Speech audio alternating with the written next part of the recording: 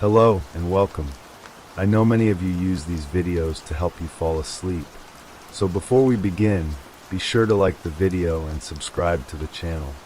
Also comment where you're from and at what time you're watching. Take a moment to get comfortable, relax, and let yourself unwind. Name of the story: The Last Broadcast. The clock on the wall of the radio station ticked past midnight. The dim glow of the control panel illuminated the small, cluttered booth where Ethan sat, his headphones resting loosely around his neck.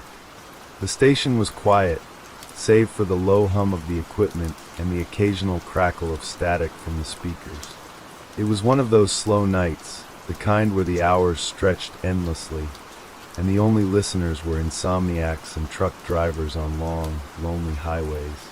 Ethan leaned into the microphone, his voice smooth and calm, a practiced ease that came from years of hosting the late-night show. Good evening, night owls and wanderers. This is Ethan Cross, bringing you another edition of Nightlight Radio. The hour is late, the stars are out, and the world feels just a little quieter tonight. Let's keep each other company, shall we? He adjusted the dials, queuing up the next song, a melancholic tune that fit the mood of the night. As the music played, he leaned back in his chair, sipping from a lukewarm cup of coffee. The station was empty, as it usually was at this hour. Just him, the equipment, and the endless void of the night. But then something unusual happened. The music cut out abruptly, replaced by a sharp burst of static. Ethan frowned, leaning forward to adjust the controls. "Looks like we're having some technical difficulties," he said with a light chuckle, trying to mask his annoyance. "Bear with me, folks. Let's see if we can get things back on track." He flipped a few switches, but the static persisted, growing louder and more distorted. And then, cutting through the noise, came a voice. It was faint at first, barely audible over the crackling interference. But as Ethan turned up the volume, the voice became clearer. It was a man's voice, deep and gravelly, with an edge of desperation that sent a chill down Ethan's spine. "Hello? Can anyone hear me? Please, if you're out there, I need help." Ethan froze, his hand hovering over the controls. This wasn't part of the show. This wasn't supposed to happen. Hello," Ethan said cautiously, his voice echoing through the empty studio. "This is Ethan Cross with Nightlight Radio. Who am I speaking with?" There was a pause, filled only by the faint hiss of static, and then the voice returned, more urgent this time. "My name is Daniel. Daniel Hayes. I don't know if this signal is reaching anyone, but if it is, please, you have to listen. I don't have much time." Ethan's heart began to race. This had to be a prank, some kind of elaborate hoax. But there was something in the man's tone, something raw and genuine, that made him hesitate. "Daniel, can you tell me where you are? How did you get on this frequency?" Another pause, longer this time. When Daniel spoke again, his voice was trembling. "I don't know where I am. It's dark, so dark. I can't see anything, but I can hear them. They're coming closer." Ethan's fingers tightened around the edge of the desk. "Who's coming closer, Daniel? What are you talking about?" "The ones who were left behind," Daniel said, his voice dropping to a whisper. "The ones who didn't make it out. They're not human anymore. Not really. But they remember. They remember what we did to them." Ethan's mind raced. This had to be some kind of performance art, a staged call meant to spook the listeners. But the longer he listened, the more he felt a creeping sense of unease settle over him. "Daniel, I need you to stay calm. Can you tell me what happened? How did you end up, wherever you are?" There was a sound on the other end of the line, a low, guttural noise that made Ethan's skin crawl. It wasn't human. It couldn't be. "It started with the water," Daniel said, his voice barely above a whisper. "We thought it was safe. We thought we could control it. But we were wrong. So wrong." Ethan leaned closer to the microphone, his pulse quickening. "What do you mean it started with the water? Daniel, you're not making sense." Daniel's voice grew more frantic, the words tumbling out in a rush. "The facility, it was supposed to be a breakthrough. a way to harness the power of the deep. But something went wrong. Something got out. And now it's everywhere. In the water, in the air, in us. Ethan's breath caught in his throat. He glanced at the clock on the wall, as if grounding himself in the reality of the studio. But the voice on the other end of the line was pulling him into a world he didn't understand, a world of darkness and terror. Daniel, listen to me. I need you to stay with me. Can you tell me where this facility is? Maybe we can send help. There was a bitter laugh, hollow and broken. Help? No one can help us now. It's too late. They're here. The line erupted with noise, a cacophony of screams, static, and that same inhuman growl. Ethan recoiled, his hand flying to the controls as he tried to cut the feed. But the sound persisted, filling the studio with its nightmarish chorus. And then, as suddenly as it had begun, the noise stopped. The line went dead, leaving only silence in its wake. Ethan sat frozen in his chair, his heart pounding in his chest. He stared at the microphone, half expecting the voice to return. But the studio remained quiet, the only sound the faint hum of the equipment. He took a deep breath, forcing himself to focus. This had to be a prank. It had to be. But even as he tried to convince himself, he couldn't shake the feeling that something was terribly wrong. Folks, it seems we've had a bit of a technical issue, he said, his voice wavering slightly. Let's take a short break, and we'll be right back with more music. He fumbled with the controls, queuing up another song. As the music began to play, he leaned back in his chair, running a hand through his hair. His mind was racing, trying to make sense of what had just happened. But before he could gather his thoughts, the static returned. Ethan's head snapped up, his eyes wide with fear. The voice came through again, weaker this time, but no less desperate. Ethan, if you can hear me, don't let them find you. Don't let them. The line went dead once more, leaving Ethan alone in the silence. He stared at the microphone, his hands trembling. This wasn't a prank. This wasn't a joke. Something was out there, something terrible, and it was coming. Ethan sat in the studio, the weight of the silence pressing down on him like a physical force. His coffee had gone cold, forgotten on the desk. The song he had queued up played softly in the background, but he barely heard it. His mind was still replaying the voice, Daniel's voice, and the desperation in those words. Don't let them find you. What did that even mean? Who were they? And why had Daniel sounded so afraid? Ethan shook his head, trying to clear the fog of unease that had settled over him. He needed to stay professional. This was a live broadcast, after all. He couldn't let his listeners sense his panic. He leaned into the microphone, forcing a calm tone into his voice. Welcome back, everyone. That was quite the interruption. Apologies for the technical difficulties. Let's get back to the music, shall we? He queued up another song, something upbeat to shake off the lingering tension. But as the music played, he couldn't stop glancing at the equipment, half expecting the static to return. Minutes passed and nothing happened. The show continued as usual, the familiar rhythm of the night settling back in.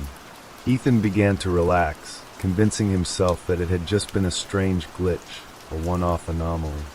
But then, the static crackled again. Ethan's heart leaped into his throat. He stared at the control panel, his hand hovering over the dials. The static grew louder, more insistent, until it was almost deafening. And then, cutting through the noise, came Daniel's voice once more. Ethan, you're still there. Thank God. Ethan's breath hitched. He glanced around the studio, as if expecting to see someone watching him. But he was alone. Daniel, he said, his voice barely above a whisper. What's going on? Where are you? There was a long pause, filled only by the faint hiss of static. When Daniel spoke again, his voice was strained, as if every word was an effort. I don't have much time. They're close. I can hear them, moving in the dark. But I need you to understand. You need to know what happened. Ethan's hands were trembling now, but he forced himself to stay calm. Okay, Daniel. I'm listening. Tell me what happened. Daniel's voice grew quieter, as if he was afraid of being overheard. It started with the facility, deep underwater off the coast. They called it Project Agar. It was supposed to be a way to harness the energy of the ocean, to tap into something ancient and powerful. But they didn't understand what they were dealing with. Ethan frowned, his mind racing. What do you mean? What were they dealing with? Something that shouldn't exist, Daniel said, his voice breaking. They thought it was just a resource, a tool. But it was alive, and it was angry. Ethan's stomach churned. This was insane. It had to be, but the raw fear in Daniel's voice was impossible to ignore. Daniel, are you saying this thing escaped? Is that what happened? There was a sound on the other end of the line, a wet, gurgling noise that made Ethan's skin crawl. When Daniel spoke again, his voice was weaker, almost drowned out by the static. It didn't just escape. It changed us, everyone who was down there. It got inside us, twisted us, and now we're not human anymore. Ethan's mind reeled. This was too much. It was like something out of a horror movie. But the terror in Daniel's voice was all too real. Daniel, I don't know what to do. How can I help you? There was a long silence, and for a moment, Ethan thought the line had gone dead. But then Daniel's voice returned, faint and trembling. You can't help me. It's too late for me. But you need to warn people. Don't let them go near the water. Don't let them.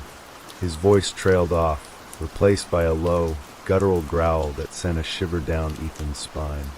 The sound grew louder, more distorted, until it was almost unbearable. And then, with a final burst of static, the line went silent. Ethan sat frozen in his chair, his heart pounding in his chest. He stared at the microphone, his mind racing. What had just happened? Was any of it real? Or had he just imagined the whole thing? He took a deep breath, trying to steady his nerves. He needed to keep it together. This was a live broadcast. He couldn't let his listeners see him fall apart. Folks, it seems we've had another unexpected interruption, he said, his voice shaky. Let's take another short break. We'll be right back. He queued up another song, his hands trembling as he fumbled with the controls. As the music began to play, he leaned back in his chair, running a hand through his hair. He needed to think. He needed to figure out what to do next. But before he could gather his thoughts, the static returned. Ethan's head snapped up, his eyes wide with fear. The voice came through again, but this time it wasn't Daniel. It was something else. The voice was low and guttural, barely recognizable as human. It spoke in a language Ethan didn't understand, the words harsh and guttural, filled with a malice that made his blood run cold. And then, as suddenly as it had begun, the voice stopped. The line went dead, leaving Ethan alone in the silence. He stared at the microphone, his hands trembling. Whatever was happening, it wasn't over. And he had a terrible feeling it was only just beginning. Ethan's hands were slick with sweat as he gripped the edge of the desk. The studio felt colder now, the air heavy with an unshakable dread. He stared at the control panel, half expecting the static to return, half hoping it wouldn't. The song he had queued up played softly in the background, but it did little to ease the tension. He needed to do something. He couldn't just sit here, waiting for whatever was happening to escalate. But what could he do? Call the police? Tell them he'd received a strange transmission from someone claiming to be a survivor of a mysterious underwater disaster? They'd think he was crazy. Ethan took a deep breath, trying to steady his nerves. He had to stay calm. He had to think. The clock on the wall ticked past 1 a.m. The night stretched on, endless and oppressive. Ethan glanced at the phone on the desk, the one listeners used to call in. It sat silent, its red light unblinking.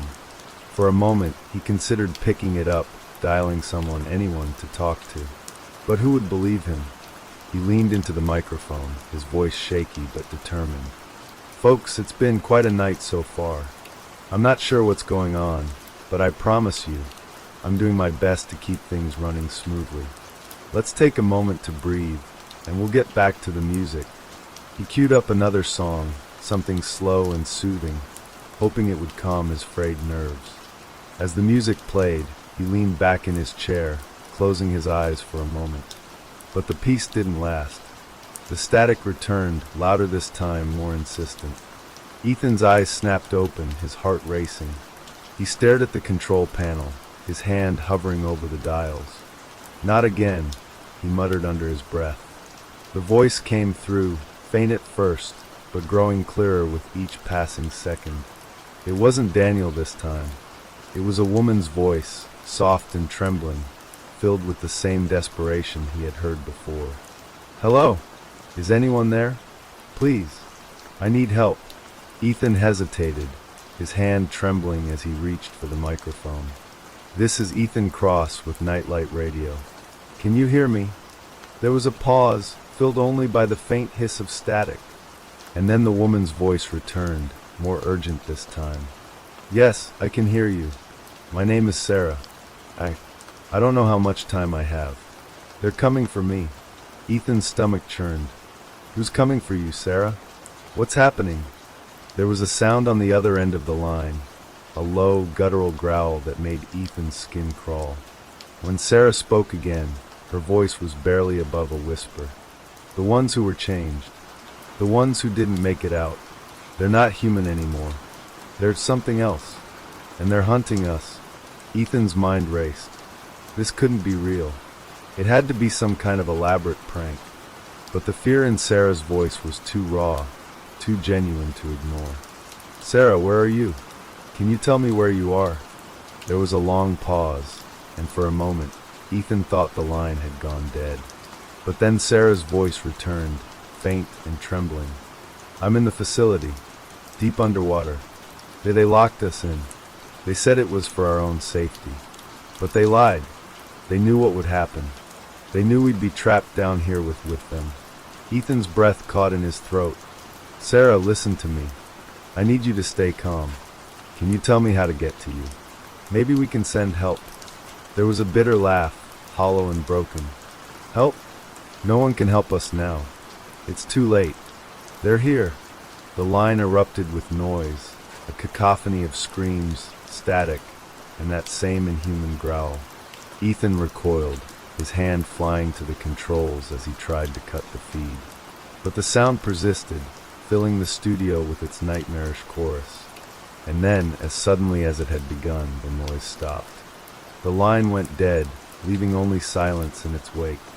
Ethan sat frozen in his chair, his heart pounding in his chest. He stared at the microphone, half expecting the voice to return. But the studio remained quiet, the only sound the faint hum of the equipment. He took a deep breath, forcing himself to focus. This had to be a prank. It had to be. But even as he tried to convince himself, he couldn't shake the feeling that something was terribly wrong. Folks, it seems we've had another unexpected interruption," he said, his voice wavering slightly. Let's take a short break, and we'll be right back with more music." He fumbled with the controls, queuing up another song. As the music began to play, he leaned back in his chair, running a hand through his hair. His mind was racing, trying to make sense of what had just happened. But before he could gather his thoughts, the static returned. Ethan's head snapped up, his eyes wide with fear. The voice came through again, weaker this time, but no less desperate. "Ethan, if you can hear me, don't let them find you. Don't let them." The line went dead once more, leaving Ethan alone in the silence. He stared at the microphone, his hands trembling. This wasn't a prank. This wasn't a joke. Something was out there, something terrible. And it was coming. Ethan's mind was a whirlwind of fear and confusion. He couldn't shake the voices, Daniel's desperate pleas, Sarah's trembling warnings. The static, the growls, the screams. It all felt too real, too vivid to be a prank. But if it wasn't a prank, then what was it? He glanced at the clock. 1:30 a.m. The night felt endless, the darkness outside the studio windows pressing in like a living thing. He needed to do something. He couldn't just sit here, waiting for the next transmission. Ethan reached for the phone on the desk, his fingers trembling as he dialed the station's security line. It rang once, twice, before a groggy voice answered. Security. This is Carl. Carl, it's Ethan. I'm in the studio. I need you to come up here. Something's happening. There was a pause on the other end. What kind of something? Ethan hesitated, unsure how to explain. I've been getting these transmissions. Voices. They're saying things, terrible things. I don't know if it's real or some kind of prank, but it's freaking me out. Carl sighed. All right, I'll be up in a few minutes. Just sit tight. The line went dead, and Ethan set the phone down, his hands still shaking. He leaned into the microphone, forcing a calm tone into his voice. Folks, we're going to take a slightly longer break tonight. Technical difficulties, you know how it is. We'll be back with more music shortly. He queued up a playlist, letting the songs run on autopilot. As the music played, he paced the small studio, his mind racing. A few minutes later, the door creaked open, and Carl stepped inside. He was a burly man in his late 40s, his uniform slightly rumpled from being woken up. He looked around the studio, his expression a mix of concern and annoyance. What's going on, Ethan? You look like you've seen a ghost. Ethan ran a hand through his hair, his voice shaky. I don't know, Carl. I've been getting these weird transmissions. People claiming to be survivors of some kind of disaster. They're saying something's hunting them. Something not human. Carl raised an eyebrow. Sounds like a prank to me. Kids messing with the radio frequencies. That's what I thought too, Ethan said. But it feels different. The voices, the sounds, it's too real. And then there's the static. It's like nothing I've ever heard before. Carl frowned, crossing his arms over his chest. All right, let's check the equipment. Maybe there's a glitch in the system. Ethan nodded, stepping aside as Carl moved to the control panel. The security guard fiddled with the dials, his brow furrowed in concentration. Everything looks normal, Carl said after a moment.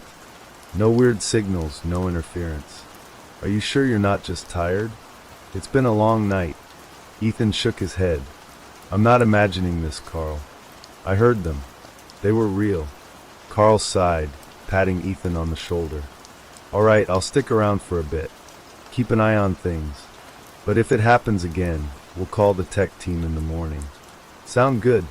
Ethan nodded, though he didn't feel reassured. He glanced at the control panel, half expecting the static to return at any moment. Carl took a seat in the corner of the studio, pulling out his phone to pass the time. Ethan returned to his chair, staring at the microphone as the music played softly in the background. The minutes ticked by, the tension in the room palpable. Ethan kept glancing at the control panel, his nerves on edge. But the static didn't return. The voices stayed silent. Maybe Carl was right. Maybe it was just a prank. But then, just as Ethan began to relax, the lights flickered. He froze, his heart pounding in his chest.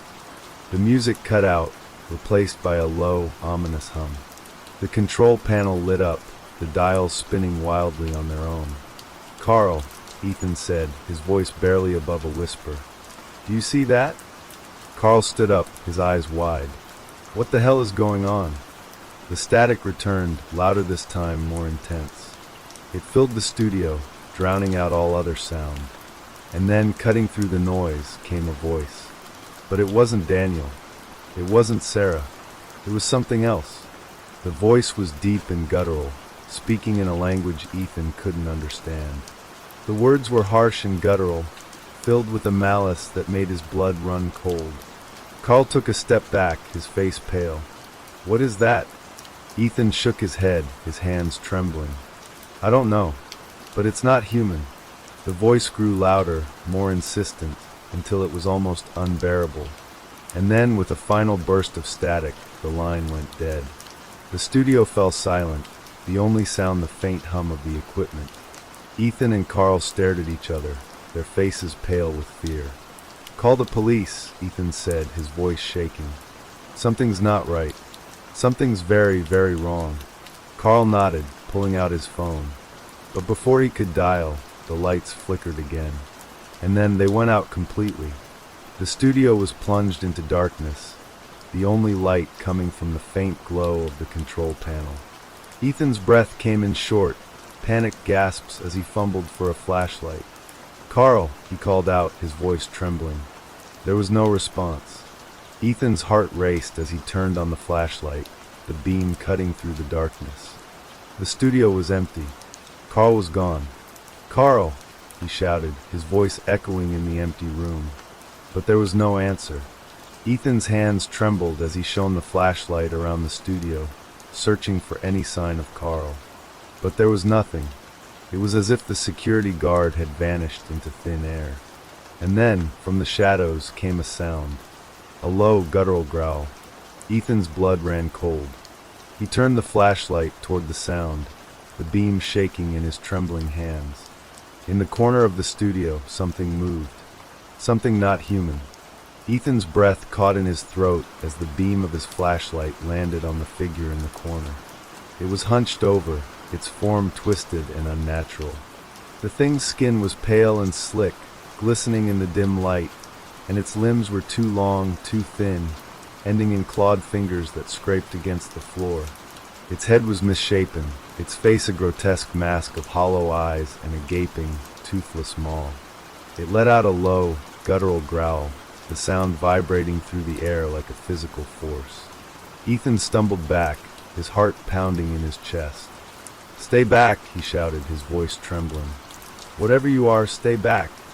The creature tilted its head, as if studying him, and then, with a sudden, jerking movement, it lunged forward.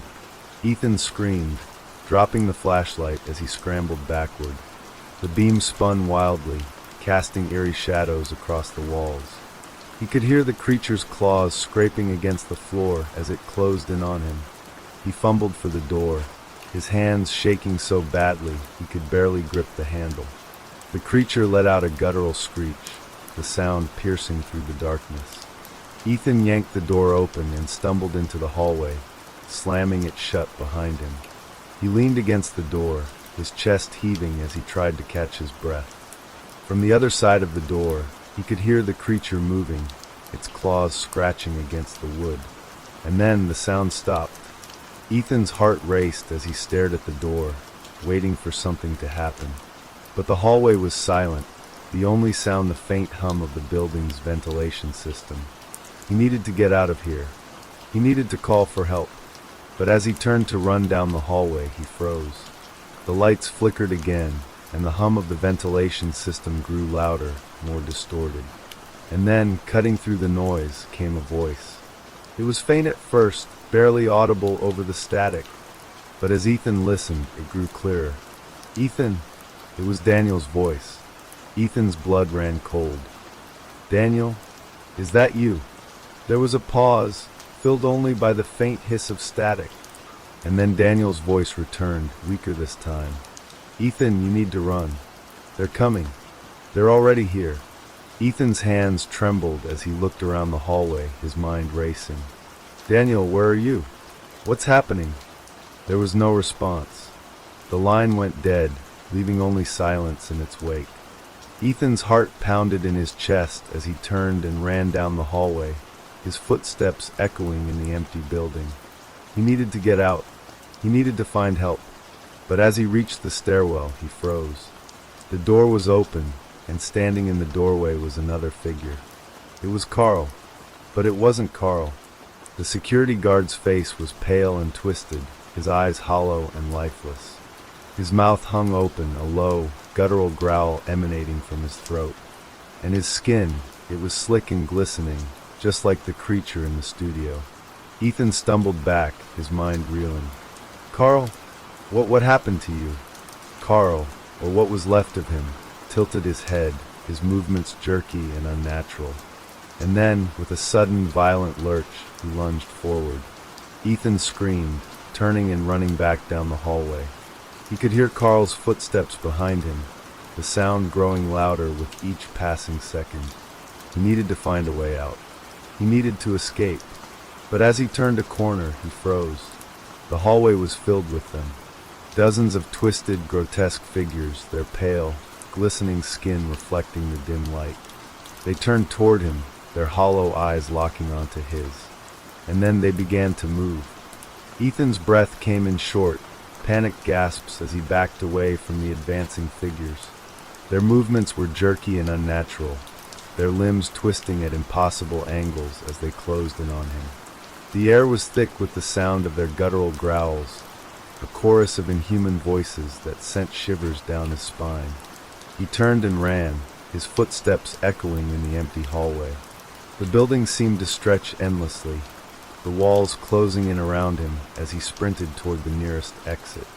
But no matter how fast he ran, the creatures were always just behind him, their claws scraping against the floor as they pursued him.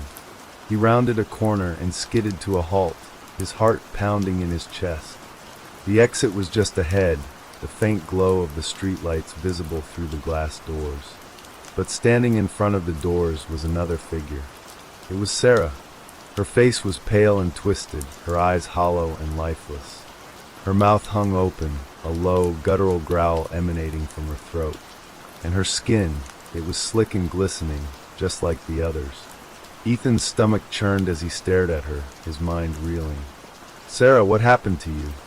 She tilted her head, her movements jerky and unnatural. And then, with a sudden, violent lurch, she lunged forward. Ethan screamed, turning and running back down the hallway. He could hear the creatures behind him, their footsteps growing louder with each passing second. He needed to find another way out. He needed to escape. But as he turned another corner, he froze. The hallway was a dead end. Ethan's heart raced as he looked around, searching for a way out. But there was nothing, just walls closing in on him, and the creatures advancing from behind. He backed into a corner, his hands trembling as he fumbled for his phone. He needed to call for help. He needed to do something. But as he pulled out his phone, the screen flickered and went dark.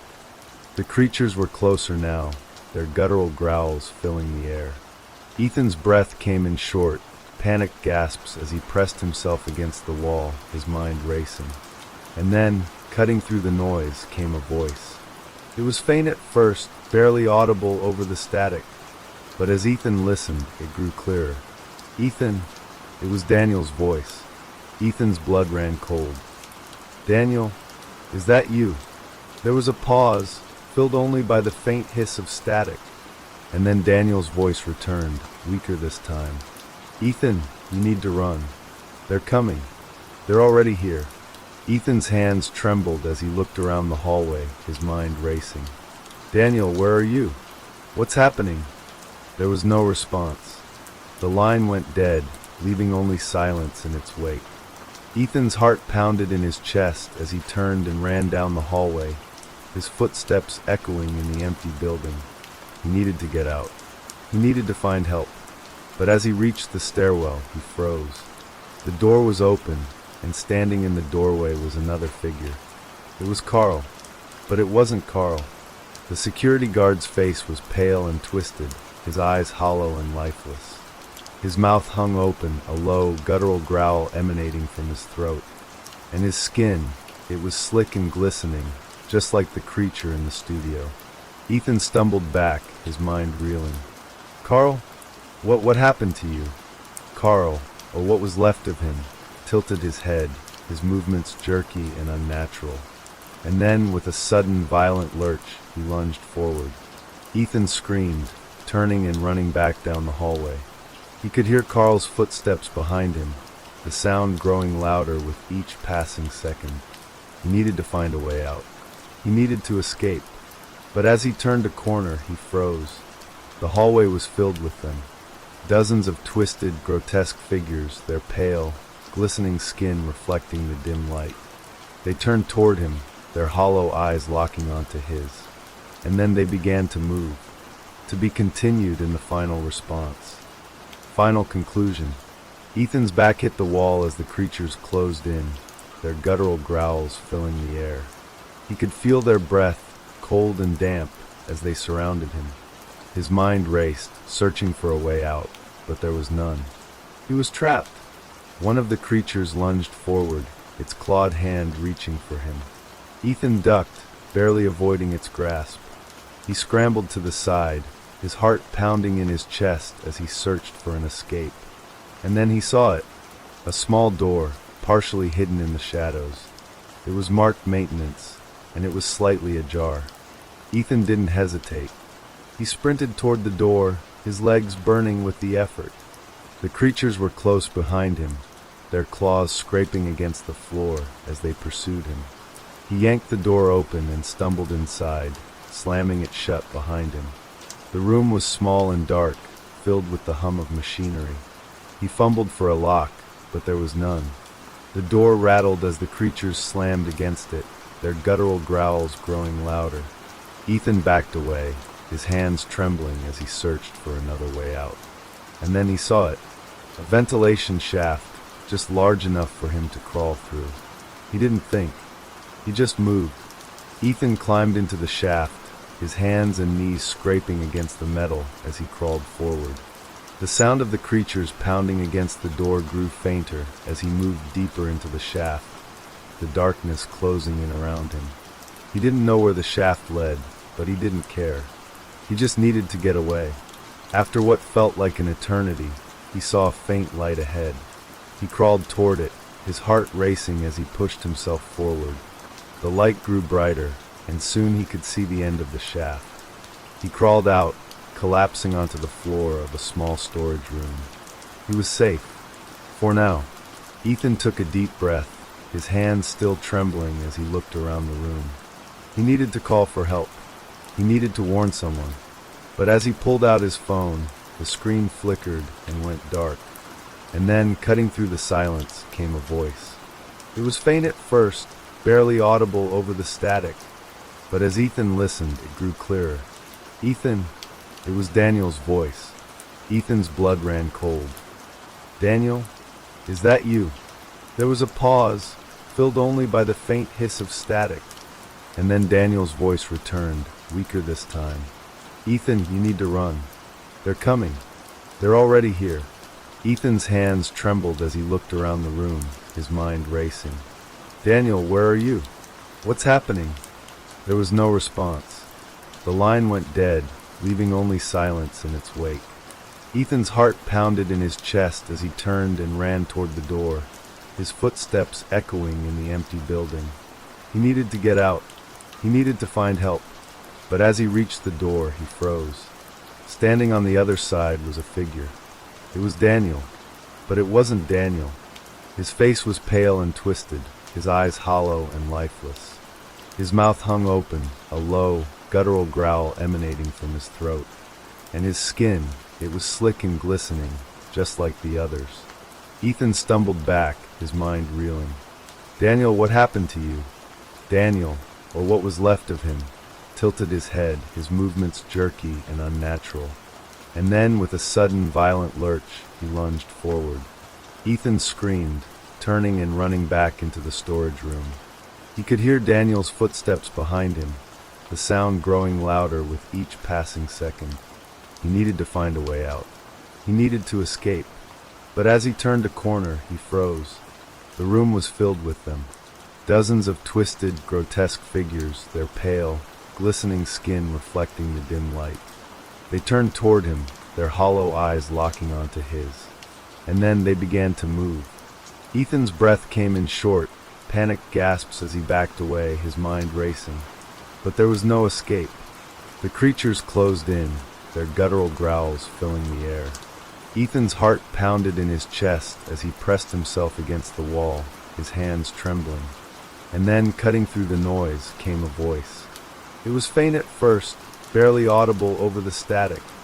But as Ethan listened, it grew clearer. Ethan, it was his own voice. Ethan's blood ran cold as he stared at the creatures, his mind reeling. What's happening? There was no response. The line went dead, leaving only silence in its wake. The creatures lunged forward, their claws reaching for him. And then, everything went dark. Name of the next story, The Shadow Beneath the Floor. The floorboards creaked underfoot as David knelt with a crowbar, his brow furrowed in concentration. He looked over his shoulder at Emma, who stood nearby with her arms crossed, her eyes scanning the old farmhouse's dusty interior. "This is it," David said, "the last section of the floor. Let's hope there's nothing weird under here." Emma gave a nervous chuckle, brushing a strand of hair from her face. "Weird? In this house? That would be shocking." The couple had purchased the dilapidated farmhouse on the outskirts of town as a fixer-upper, hoping to turn it into their dream home. But the longer they worked on it, the more they unearthed strange details about the place.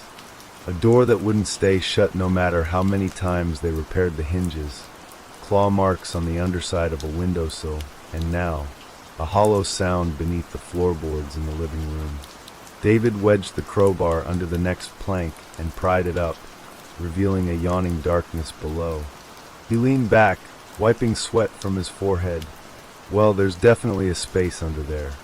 Looks like some kind of cellar." Emma stepped closer, peering down into the shadowy void.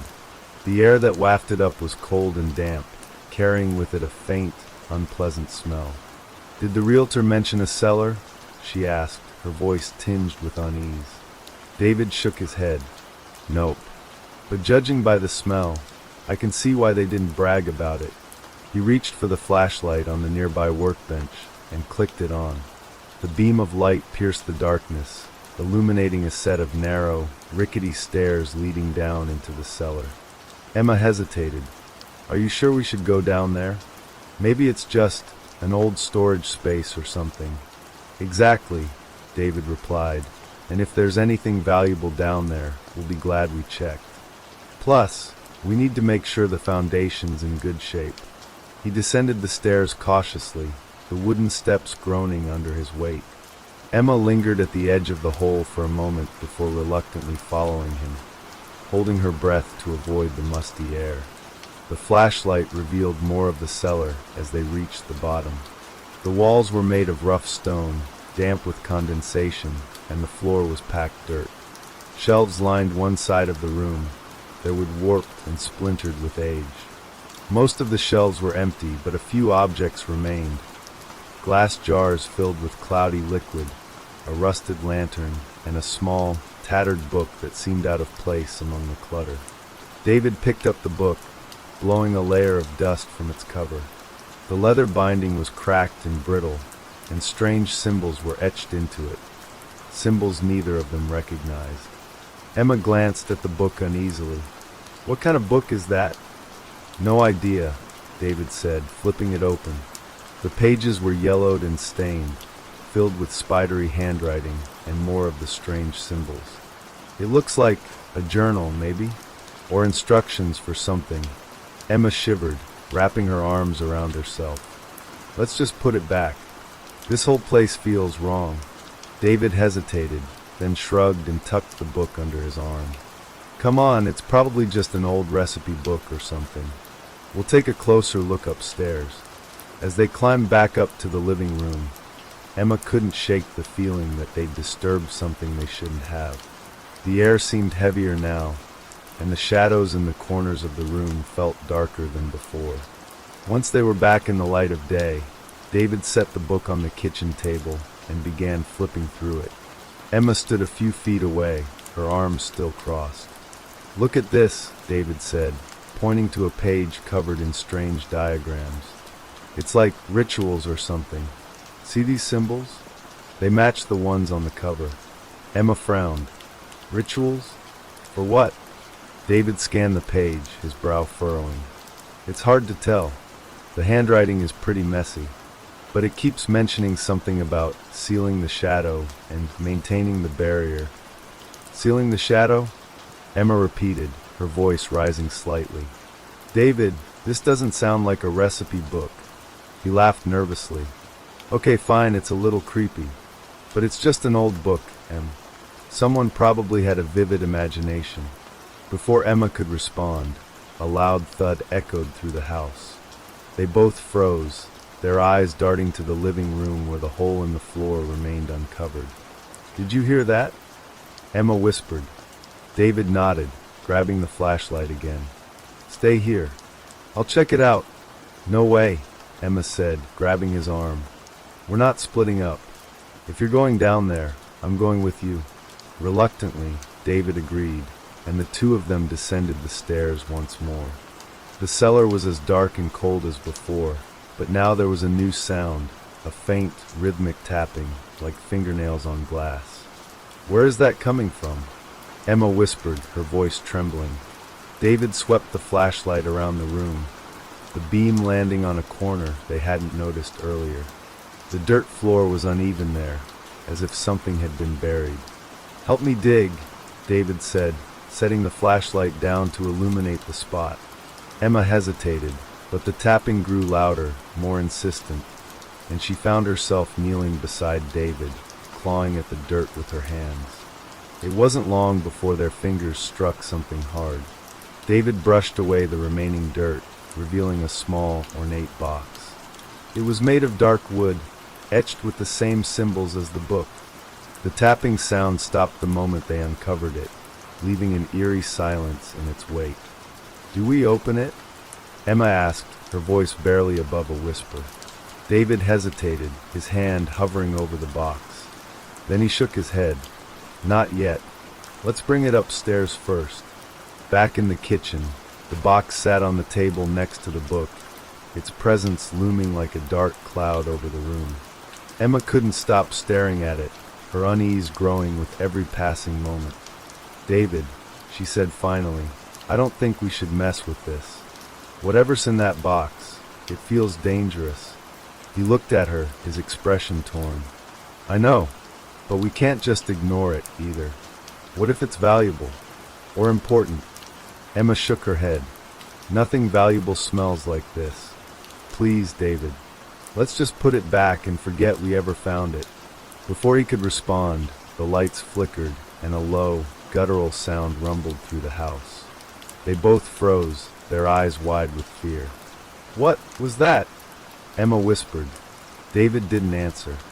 His eyes were fixed on the box, which had begun to tremble slightly, as if something inside it was trying to escape. Emma backed away from the table, her hands gripping the edge of the counter. "David, we need to leave. Right now." David didn't move. His gaze was locked on the trembling box, his face pale. It's reacting to something," he said. "Maybe the house settling or—" "The house doesn't settle like that," Emma snapped, her voice sharp with fear. "You felt it. You heard it. This isn't normal, David." The box gave a sudden, violent jerk, toppling onto its side. Both of them jumped, and Emma let out a small yelp. "Okay," David said, his voice shaky. "You're right. This isn't normal. But if we just leave it here, who knows what could happen? We need to figure out what's going on." "Figure it out? How? By getting us killed?" Emma shot back, her panic rising. David ran a hand through his hair, his mind racing. "The book. Maybe the answer's in the book." Emma shook her head, but David had already grabbed the journal and started flipping through its pages. He stopped on a section near the middle, his eyes scanning the words. "Listen to this," he said, his voice low. "The shadow feeds on fear, on discord. To keep it at bay, the rituals must not be abandoned. The seals must remain intact. To disturb them is to invite ruin." Emma's face turned ashen. "Disturb them? You mean like ripping up the floor and digging in the cellar?" "David, we've already invited ruin." David didn't respond. He was too focused on the journal, his finger tracing the lines of text. "There's a ritual here," he said. "Steps to strengthen the barrier. If we follow these, maybe we can fix what we've done." Emma stared at him in disbelief. "You're seriously suggesting we do a ritual from a creepy old book we found in a hidden cellar? How do you even know it'll work?" "I don't," David admitted. "But what other choice do we have? You saw what just happened. Something's down there, Emma. And it's not going to stop." Emma hesitated, her fear warring with her instincts. Finally, she nodded reluctantly. "Fine. But the moment anything goes wrong, we stop." "Agreed." "Agreed," David said. The ritual required several items, most of which they could gather from around the house: candles, salt, and a piece of iron. but one item on the list gave them pause. Blood, Emma said, her voice rising. It says we need blood? Not much, David said quickly, holding up the book to show her. Just a drop from each of us. It says it's symbolic, a way of linking ourselves to the barrier. Emma looked at him skeptically. And you're okay with this? Do I look okay with this? David shot back. But if it keeps whatever's in that box from getting out, then yeah, I'll do it. The tension in the room was palpable as they prepared the ritual. They set up the candles in a circle on the living room floor, surrounding the box. David sprinkled a line of salt around the circle, while Emma held the flashlight, her hands trembling. Ready? David asked, holding out a small kitchen knife. Emma swallowed hard but nodded. She winced as David pricked her finger, then his own, letting a single drop of blood fall onto the box. As soon as the blood touched the wood, the box stopped trembling. For a moment, the room was eerily silent. Then a low, whispering sound began to fill the air, coming from nowhere and everywhere at once. David, Emma said, her voice shaking. What's happening? He didn't answer. His eyes were fixed on the box, which was now glowing faintly, a dark, pulsing light emanating from the cracks in the wood. The whispers grew louder, forming words neither of them could understand. The candles flickered violently, their flames stretching toward the box as if drawn to it. Keep going, David said, his voice strained. The book says we have to chant the words on this page. Together. Emma hesitated, then nodded, her eyes darting between the book and the box. They began to recite the strange, foreign words, their voices trembling. As they chanted, the light from the box grew brighter, and the whispers turned into a deafening roar. The house shook violently, and a cold wind swept through the room, extinguishing the candles. David, I can't, Emma cried, clutching his arm. Don't stop, he shouted, his voice barely audible over the noise. The box suddenly burst open, releasing a blinding flash of light that knocked them both backward. When the light faded, the box lay empty on the floor, its symbols scorched black. For a moment, everything was still. Then a shadow began to rise from the box, twisting and writhing like smoke. It took on a vaguely humanoid shape, its glowing eyes fixed on David and Emma. Emma scrambled backward, her heart pounding. What is that? David grabbed her hand, pulling her to her feet. I don't know, he said, but we need to get out of here. Now. The shadow lunged toward them, its form shifting and stretching like liquid. David and Emma bolted for the door, their breaths coming in ragged gasps. But as they reached the threshold, the door slammed shut with a force that rattled the walls. The shadow loomed over them, its presence suffocating. We can't leave, Emma said, her voice barely a whisper. It won't let us. David glanced around desperately, his mind racing. The journal, he said suddenly. It mentioned a way to banish it. If we can finish the ritual. Finish it? Emma interrupted, her voice rising. David, look at it. Do you really think we can stop that thing? The shadow let out a bone-chilling howl, its form expanding to fill the room. The walls groaned under the pressure, and the air grew thick with an unbearable cold. David tightened his grip on Emma's hand. We have to try. David darted toward the journal, which had been flung across the room during the chaos. The shadow followed his movement, stretching its smoky form toward him. Emma grabbed a candlestick and threw it at the entity, her scream echoing in the room.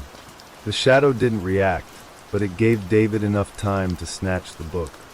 Here, he shouted, flipping frantically through the pages. It says to seal it, we need to invoke its name.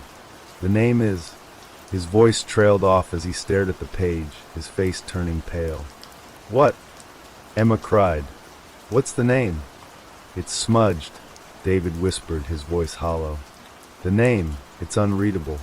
The shadow let out another ear-splitting howl, and the lights in the house flickered wildly.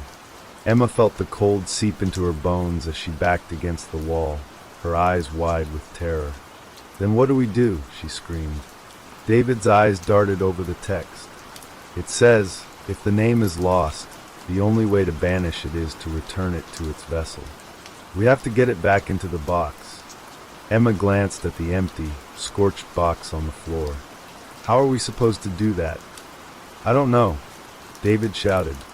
But we can't let it stay out here.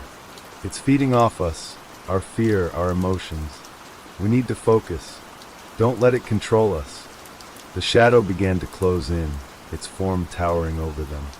Emma clenched her fists, trying to steady her breathing, but the oppressive presence made it almost impossible to think. David grabbed a handful of salt from the table and threw it at the entity. The shadow recoiled, letting out a furious screech as the salt passed through its form. For a moment, it seemed to falter, its edges flickering like a dying flame. It worked, David said. The salt weakens it.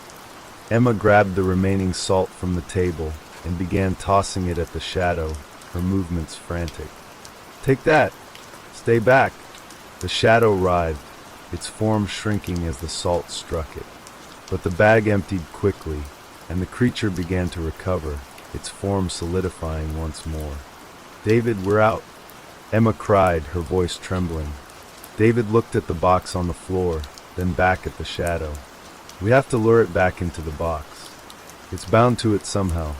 Emma shook her head. How do we do that? It's not like it'll just walk in. David's eyes darted around the room, landing on the glowing symbols on the box. He knelt down and traced the marks with his fingers, his mind racing. The ritual, the symbols, if we can reactivate them, maybe it'll pull the shadow back in. Emma looked at him like he was insane. Reactivate them? With what?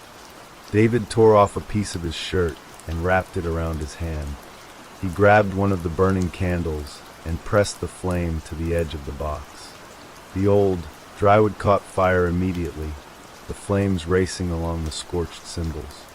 David, Emma shouted, what are you doing?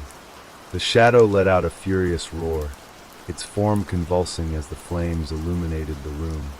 David stood over the box, his expression resolute. Trust me, if this works, it'll draw the shadow back. The shadow surged toward him, its glowing eyes filled with rage. Emma screamed and grabbed David, pulling him away just as the creature lashed out. The force sent them both sprawling to the ground. The flames on the box began to glow brighter, the symbols burning with an intense, otherworldly light. The shadow hesitated, its form flickering as if caught in an invisible pull. It's working, David shouted. It's being drawn back. The shadow let out a deafening screech and lunged toward them, its form stretching and twisting in defiance. Emma grabbed David's arm, her voice shaking. David, it's not stopping. Hold on, David shouted. He grabbed the journal and began reciting the chant from memory, his voice strong and steady despite the terror coursing through him.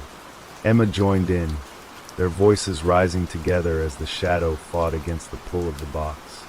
The room filled with blinding light as the shadow was ripped from the air, sucked back into the box with a final, bone-chilling scream.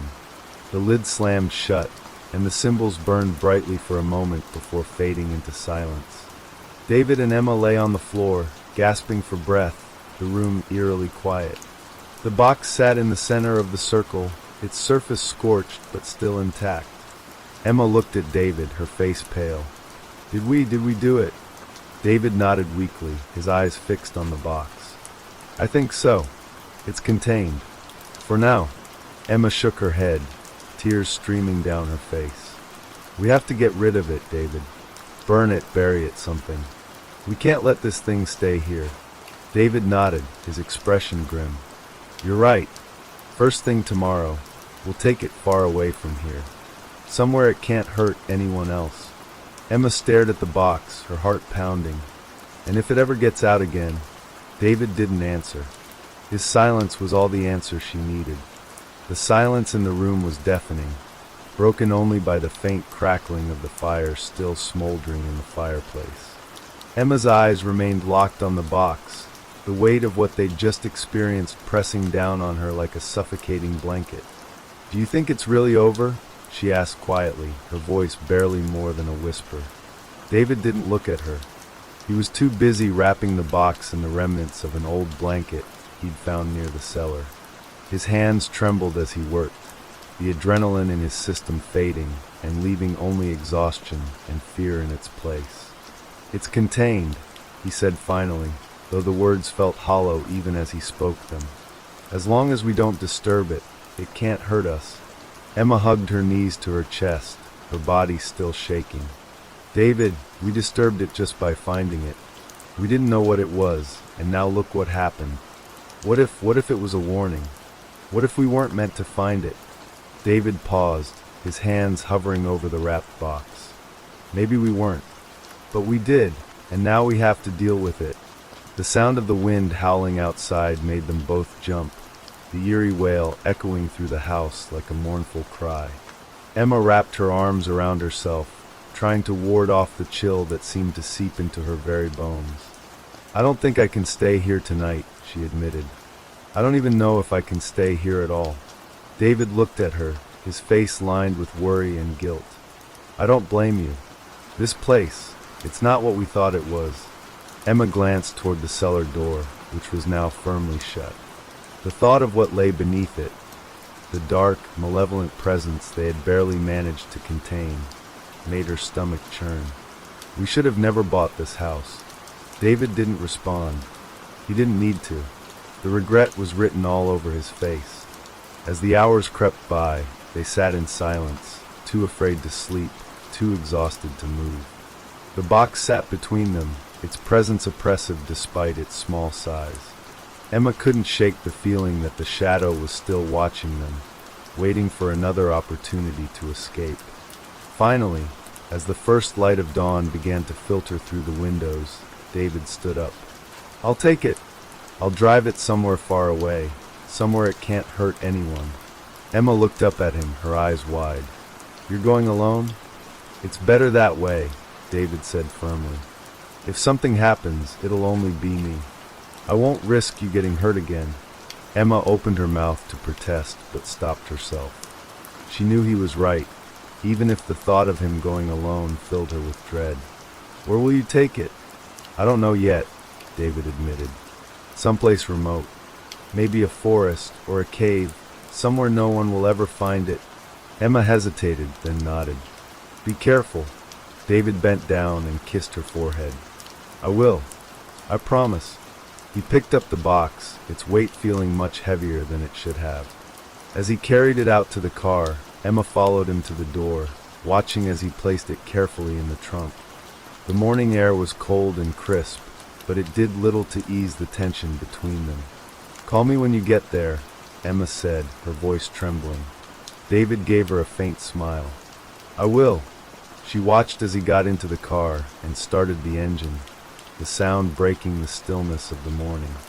As he pulled out of the driveway, Emma wrapped her arms around herself, fighting back tears. She couldn't shake the feeling that she might never see him again. David drove for hours, the box sitting in the trunk like a ticking time bomb. He avoided the main roads, sticking to back roads and desolate highways. The farther he got from the house, the heavier the air seemed to grow, as if the box was fighting against him. The radio crackled with static, no matter how many times he tried to change the station. The sky grew darker, clouds rolling in despite the forecast promising clear weather. David gripped the steering wheel tightly, his knuckles white. As he drove deeper into the woods, the trees closed in around him, their gnarled branches casting twisted shadows across the road. The isolation was suffocating, but he knew it was necessary. No one else could be near this thing. Finally, he reached a clearing, a secluded spot miles from the nearest town. He parked the car and got out, the box feeling heavier than ever as he carried it toward the center of the clearing. The wind had picked up, howling through the trees like a chorus of voices. David placed the box on the ground and stepped back, his heart pounding. He hadn't thought this far ahead. Should he bury it? Burn it? Leave it here and hope no one ever found it? Before he could decide, the wind suddenly died and the forest fell silent. The oppressive stillness sent a shiver down his spine. And then from behind him, he heard a voice. "David, He froze, his blood turning to ice. The voice was soft, familiar, Emma's voice. "David, why did you leave me?" He spun around, but the clearing was empty. "Emma," he called, his voice shaking. "Is that you?"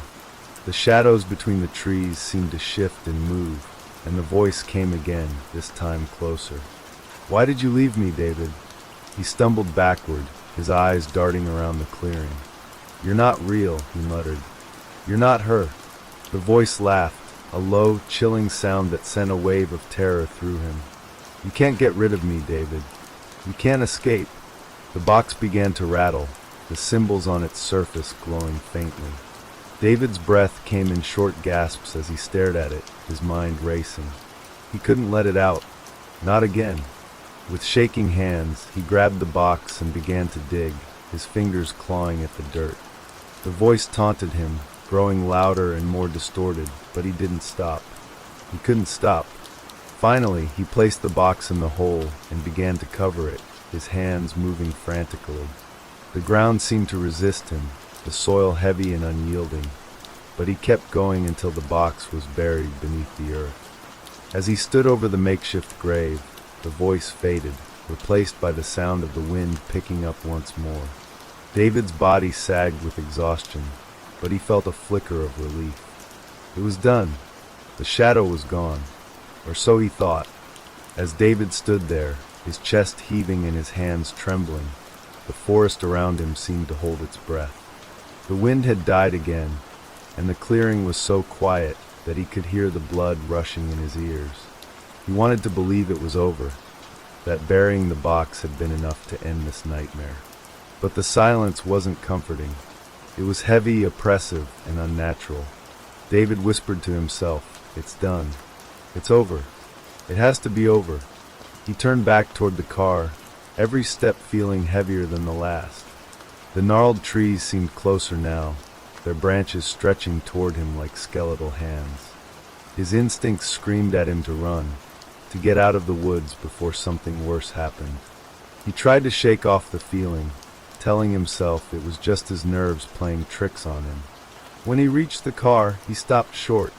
The driver's side door was open, though he was certain he had closed it when he got out.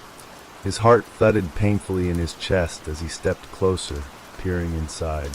The interior was empty, just as he had left it, but the air smelled faintly of smoke, like a candle that had just been snuffed out.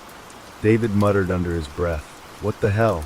He climbed into the driver's seat, slamming the door shut and locking it. The car felt like a fragile sanctuary, its thin walls the only thing separating him from whatever might be lurking outside. He started the engine, the familiar rumble bringing him a small measure of comfort.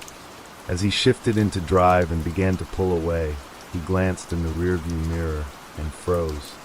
Something was standing at the edge of the clearing. It was a shadow, tall and thin, with long, spindly limbs that didn't seem entirely human. Its head tilted to one side as if it were watching him.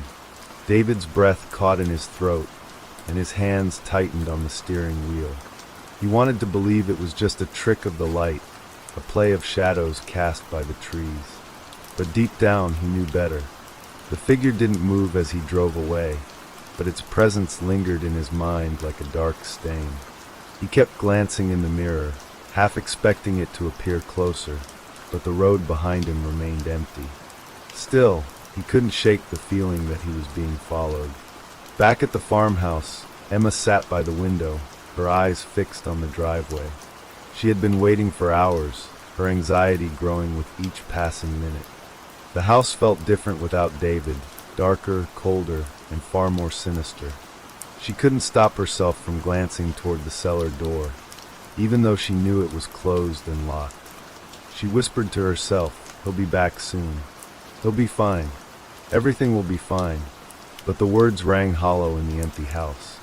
She tried to distract herself, picking up a book and pretending to read, but the words blurred together on the page. Every creak of the old floorboards, every gust of wind outside made her jump. It felt like the house was alive, watching her, waiting for something. When the sound of an engine finally broke the silence, Emma sprang to her feet and ran to the window. Relief flooded through her as she saw David's car pull into the driveway. But her relief was short-lived. As the car came to a stop, David didn't get out right away. He sat there for a long moment, his head resting against the steering wheel. Emma stepped outside, wrapping her arms around herself against the chill. "David," she called, her voice trembling. "Are you okay?" David finally stepped out of the car, his movements slow and heavy. His face was pale, his eyes bloodshot and haunted. He looked at Emma but didn't say anything. "David, what happened?" she asked, stepping closer. "Did you get rid of it?" He nodded, his voice barely above a whisper. "It's gone. Buried it in the middle of nowhere." Emma felt a flicker of hope. "Then it's over?" David hesitated, his eyes darting toward the house. "I thought so, but something doesn't feel right." Emma frowned. "What do you mean?" David opened his mouth to answer, but before he could speak, a loud, creaking sound came from inside the house. They both turned toward the front door, their hearts pounding. It was the same sound they had heard before, the groaning of the floorboards in the cellar. Emma whispered, "No. No, it can't be."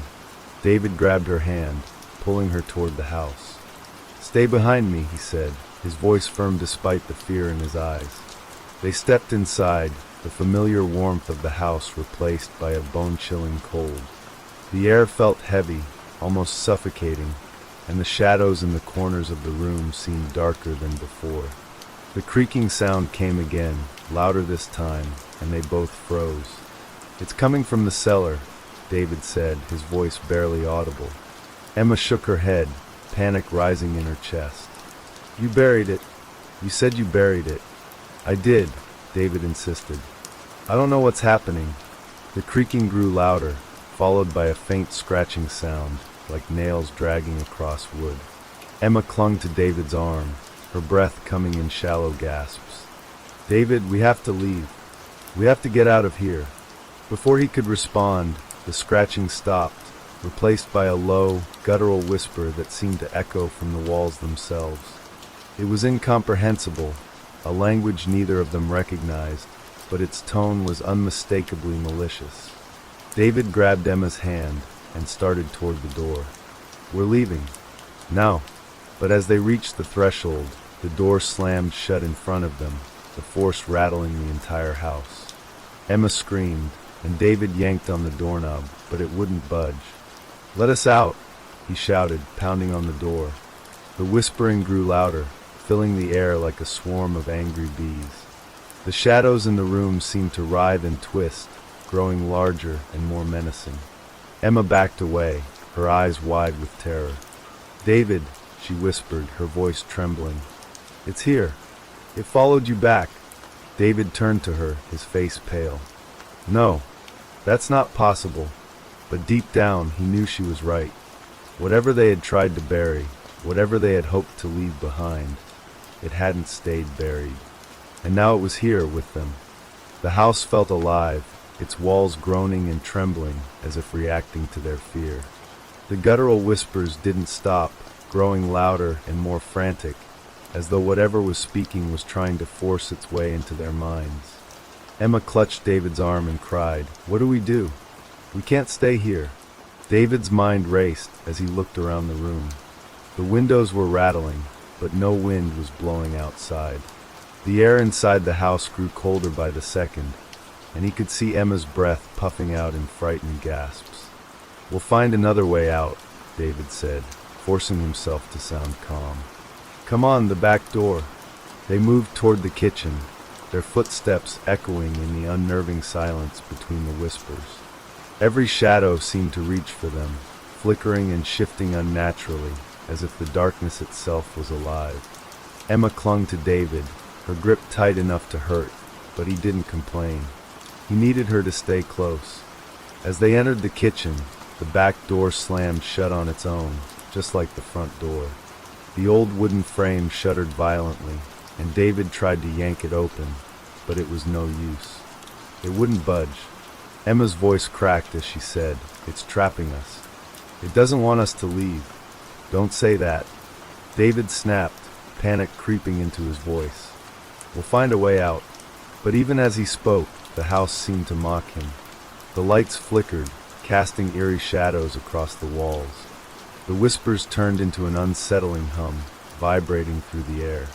It was a sound that made their teeth ache and their skin crawl. Emma pointed toward the cellar door, her hand trembling. "It's coming from there. Whatever it is, it's in the cellar." David hesitated, his stomach churning. He didn't want to go back down there, not after what they'd seen.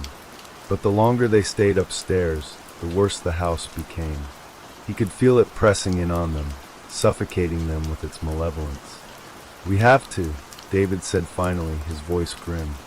"We have to see what's happening." Emma shook her head violently. "No, no way. I'm not going down there."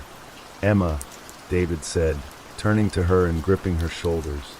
"We don't have a choice. Whatever this thing is, it's not going to let us leave until we face it. We have to end this." Her eyes filled with tears, but she nodded reluctantly.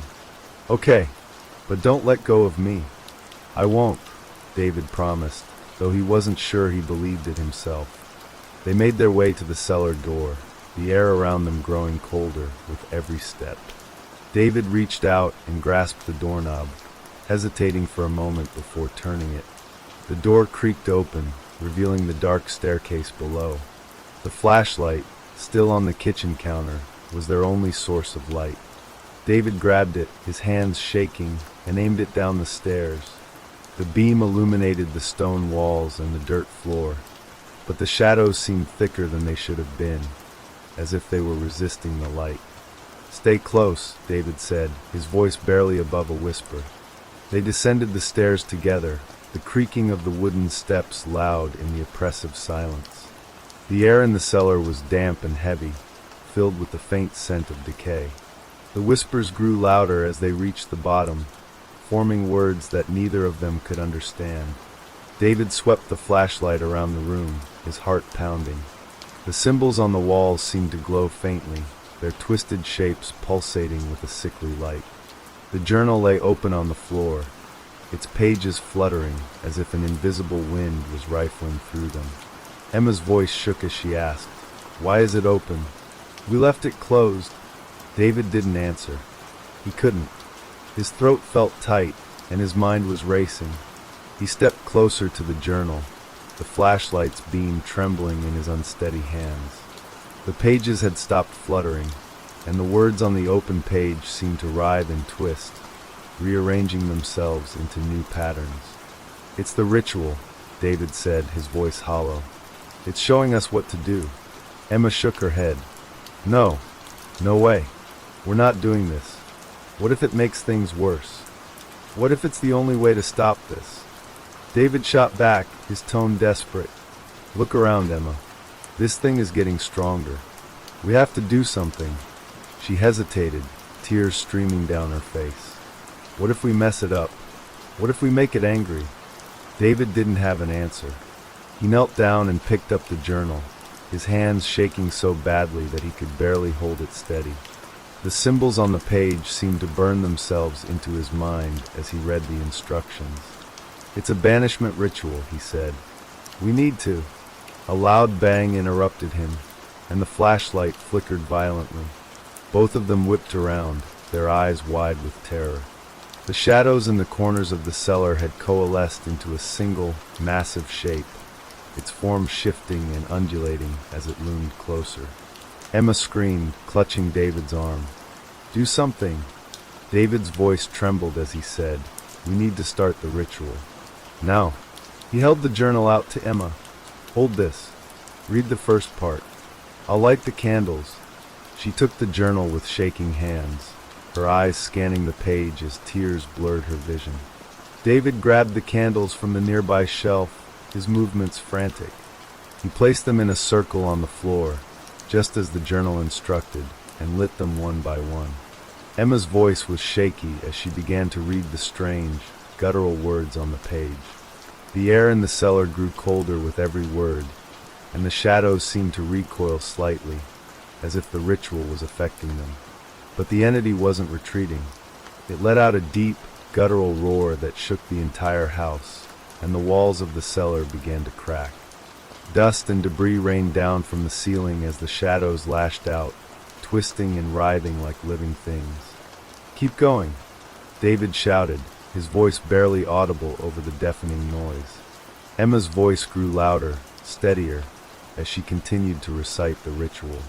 The symbols on the walls began to glow brighter, their pulsating light filling the room. The shadowy figure let out another roar, its form convulsing as if it were in pain. David joined in, his voice blending with Emma's as they chanted the strange words together. The light from the symbols grew blinding, and the shadows writhed in agony, their form collapsing in on itself.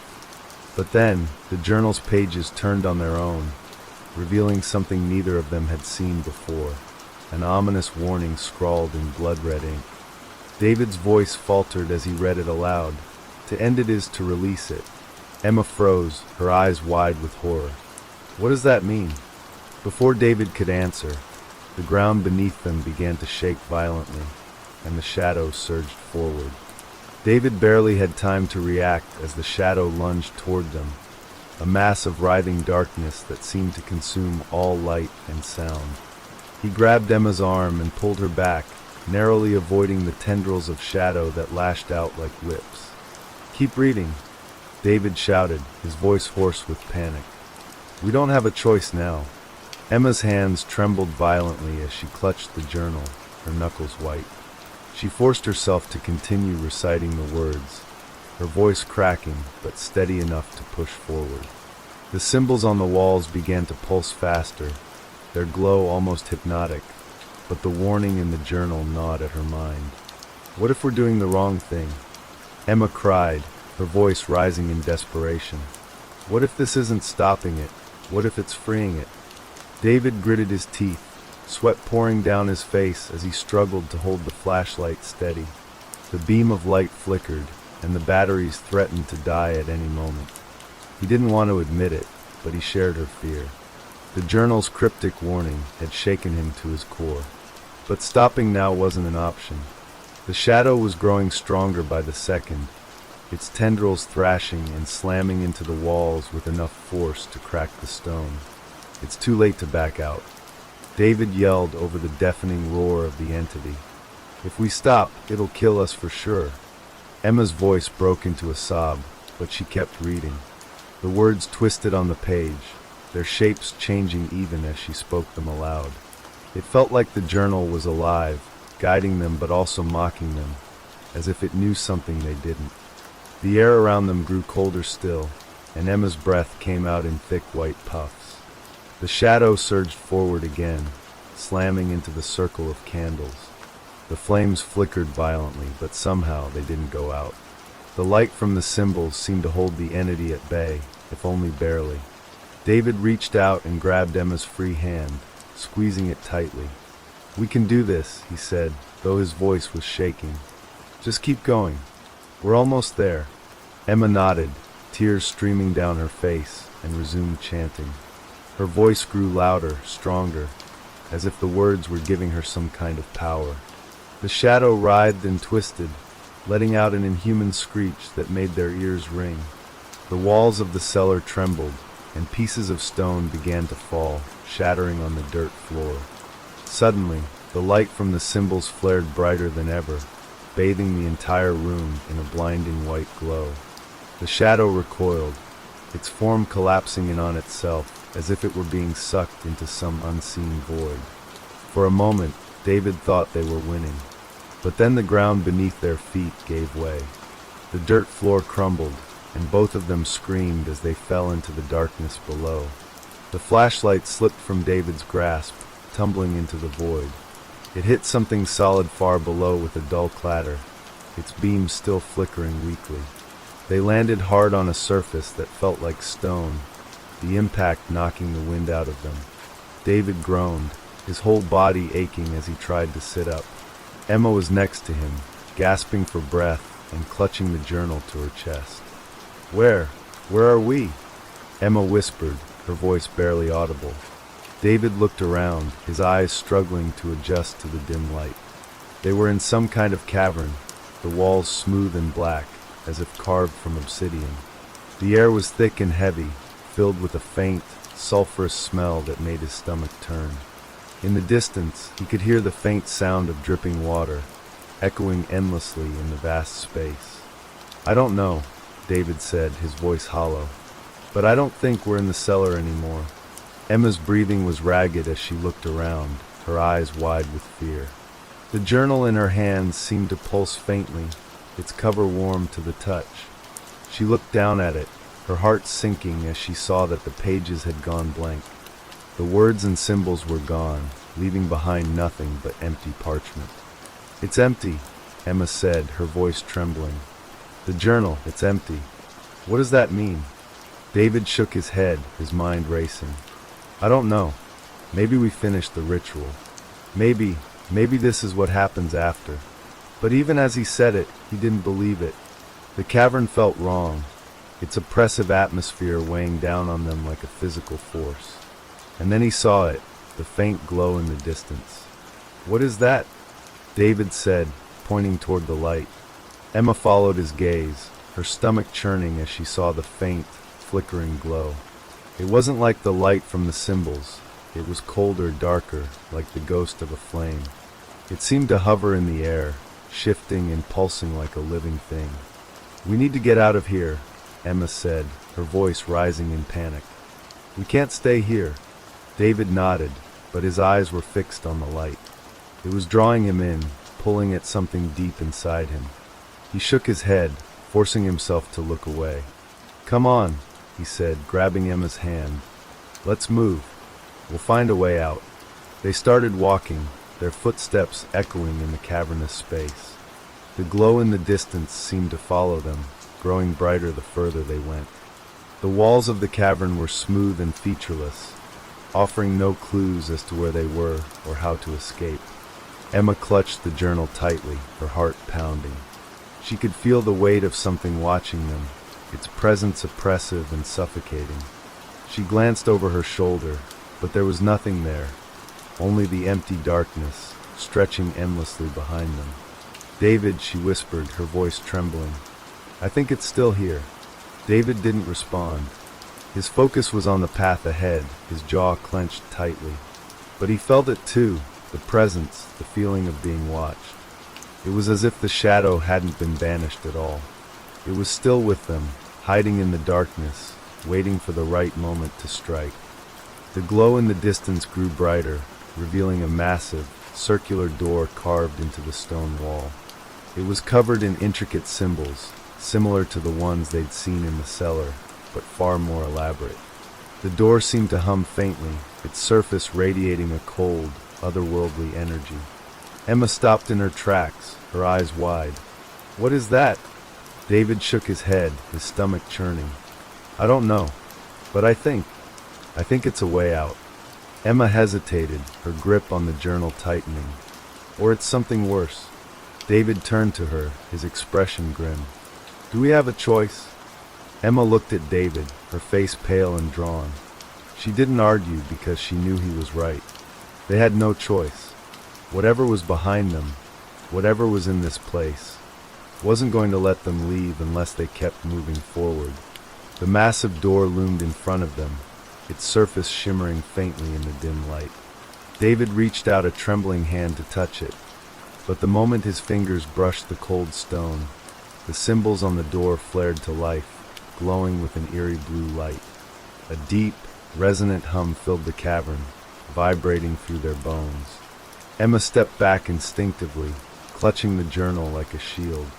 "David, be careful," she said, her voice tight with fear. David turned to look at her, his face pale but determined. "It's reacting to something. Maybe the journal.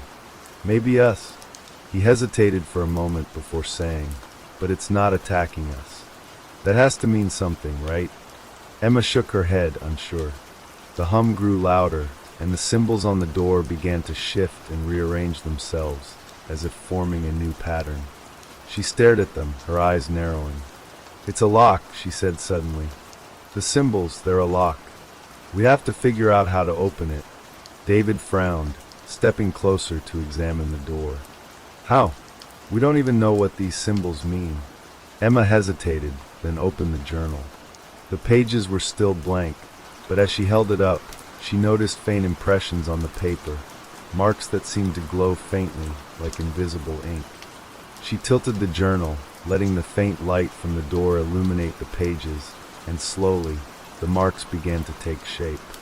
"There's something here," Emma said, her voice trembling with a mix of fear and hope. "It's showing us instructions, I think." David leaned over her shoulder, his eyes scanning the faint symbols and diagrams that had appeared on the pages. "It's like a puzzle," he muttered. "But what happens if we get it wrong?" Emma didn't answer. The thought was too terrifying to entertain. Instead, she focused on the instructions, trying to make sense of the cryptic drawings and lines of text. She pointed to one of the symbols on the page. "This one," she said, looking up at the door. "It matches that one there." David followed her gaze and nodded. "Okay, let's try it." He pressed his hand against the matching symbol on the door, and it pulsed with light.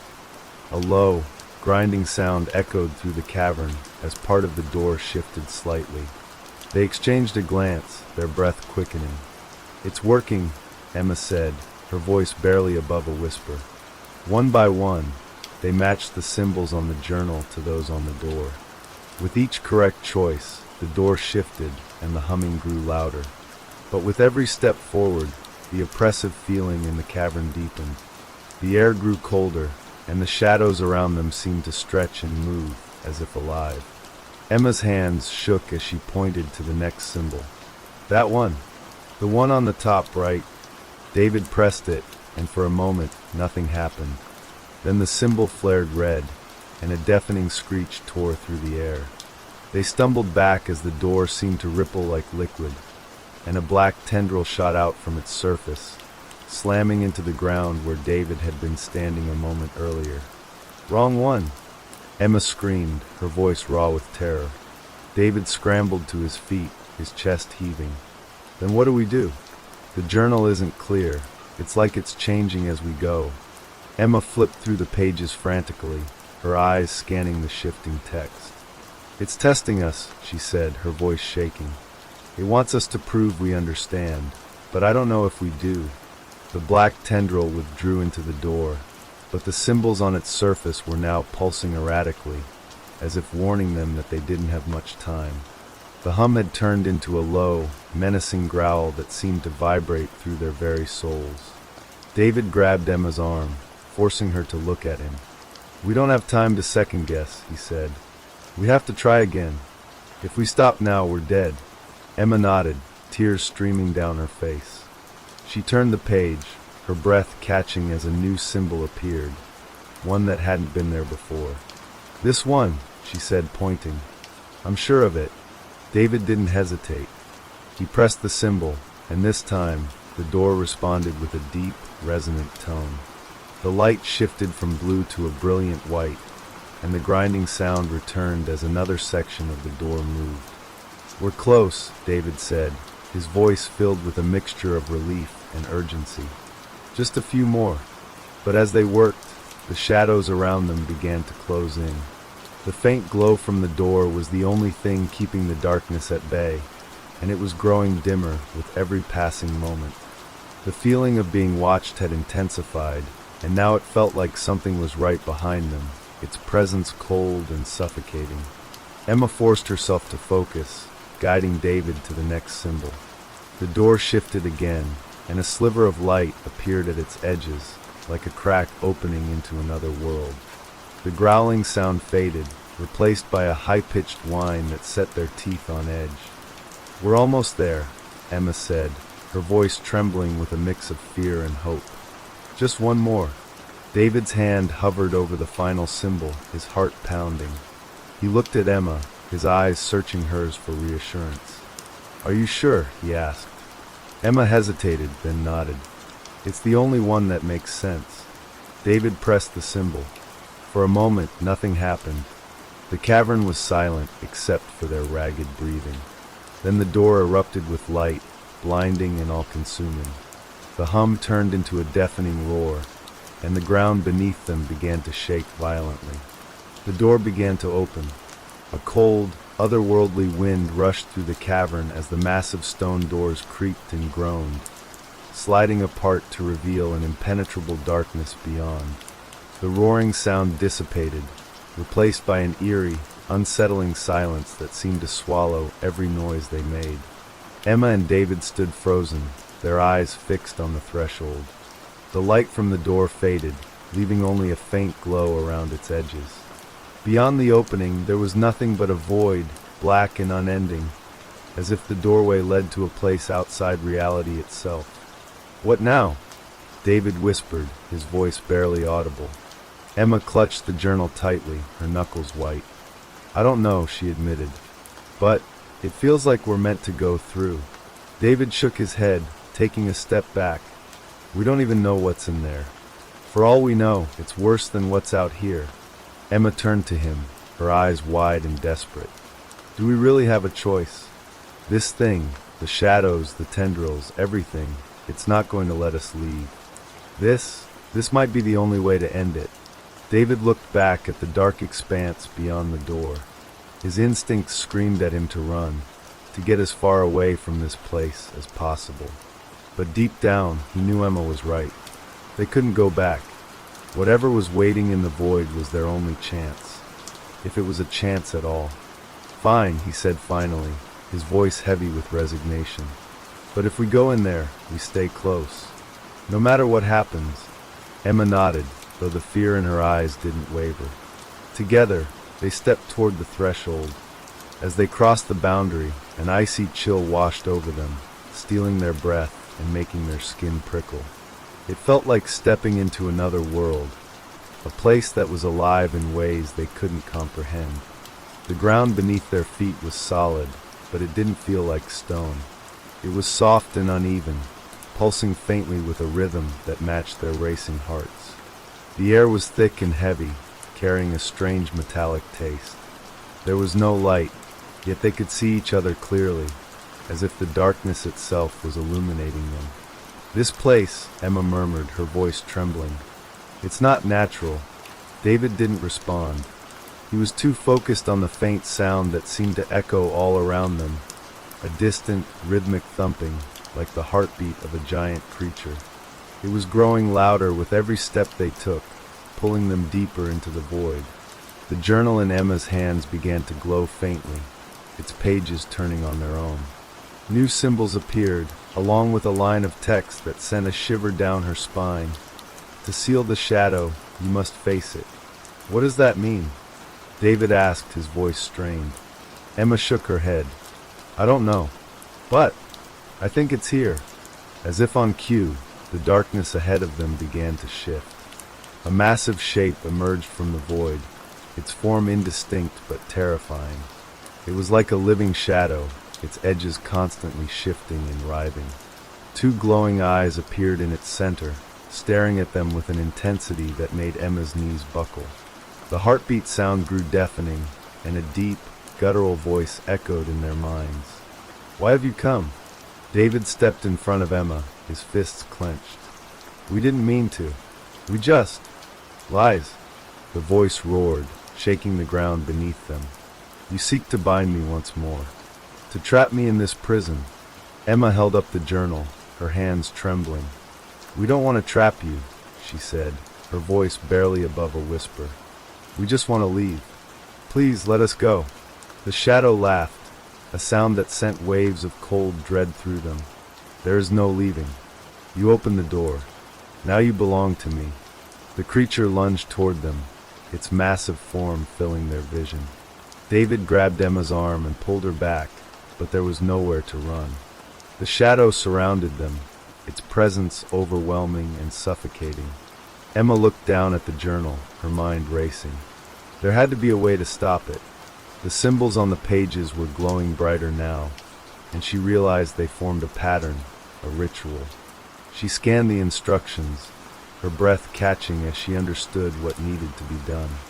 "David," she shouted, "I need your help." He turned to her, his face pale but determined. "What do you need me to do?" She pointed to the symbols on the ground beneath them, which had started to glow faintly. "We have to activate these. It's the only way to seal it." David hesitated for only a moment before nodding. "Tell me what to do." Emma guided him through the ritual, reciting the words from the journal as they moved between the glowing symbols. The shadow creature roared in rage, its form writhing and lashing out at them, but each time it struck, the light from the symbols pushed it back. The ground beneath them began to quake, and the air was filled with a blinding light. The shadow screams grew louder, filled with rage and despair. Emma and David held their ground, completing the ritual as the creature's form began to unravel, its edges dissolving into the void. With a final, deafening roar, the shadow disappeared, and the cavern was plunged into silence. The light from the symbols faded, leaving only the faint glow of the journal. Emma and David collapsed to the ground, their bodies trembling with exhaustion. For a long moment, neither of them spoke, their minds struggling to process what had just happened. Finally, David broke the silence. Did we do it?" Emma nodded, though her expression was grim. "I think so. But I don't think this place will ever let us go." The darkness around them remained, oppressive and endless, as if the shadow had simply been one part of a much larger entity. And as the journal's pages began to fill with new text, Emma realized their journey was far from over. The faint glow of the journal spread across the ground, illuminating a narrow path stretching further into the darkness. Emma stared at the newly revealed route, her breathing shallow. "This path wasn't here before," David muttered, his voice barely audible in the suffocating silence. Emma nodded, clutching the journal close to her chest.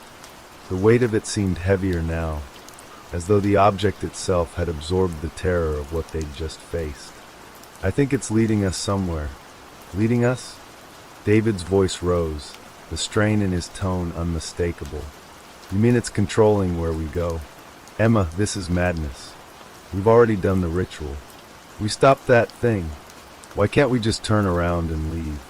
Emma met his gaze, her eyes hollow but resolute. "Because this place won't let us leave. Not yet. There's something more, something the journal hasn't told us." She glanced down at the glowing pages, her fingers trembling as they traced the new text that had appeared. The shadow was but one fragment. To truly escape, we must uncover the root. Follow the path. David's face twisted in frustration. The root? What does that even mean? Are we supposed to dig deeper into this nightmare until we... He stopped himself, shaking his head. "No, I'm done, Emma. I'm not going another step into this. Whatever this is." Emma hesitated, torn between the raw fear in David's voice and the undeniable pull of the path ahead. She couldn't explain it, but she felt as though the void itself was watching them, waiting for them to act. The longer they stayed still, the heavier the air became, as if the darkness was closing in around them. "I understand," she said quietly, "but I can't stop now. Not when we're this far. You can stay here, but I have to see this through." David stared at her, his expression a mix of anger and fear. "Do you hear yourself? You're acting like this is some kind of mission. We're just two people who stumbled onto something we never should have found. This isn't our fight." Emma didn't reply. Instead, she stepped onto the glowing path, her heart pounding in her chest.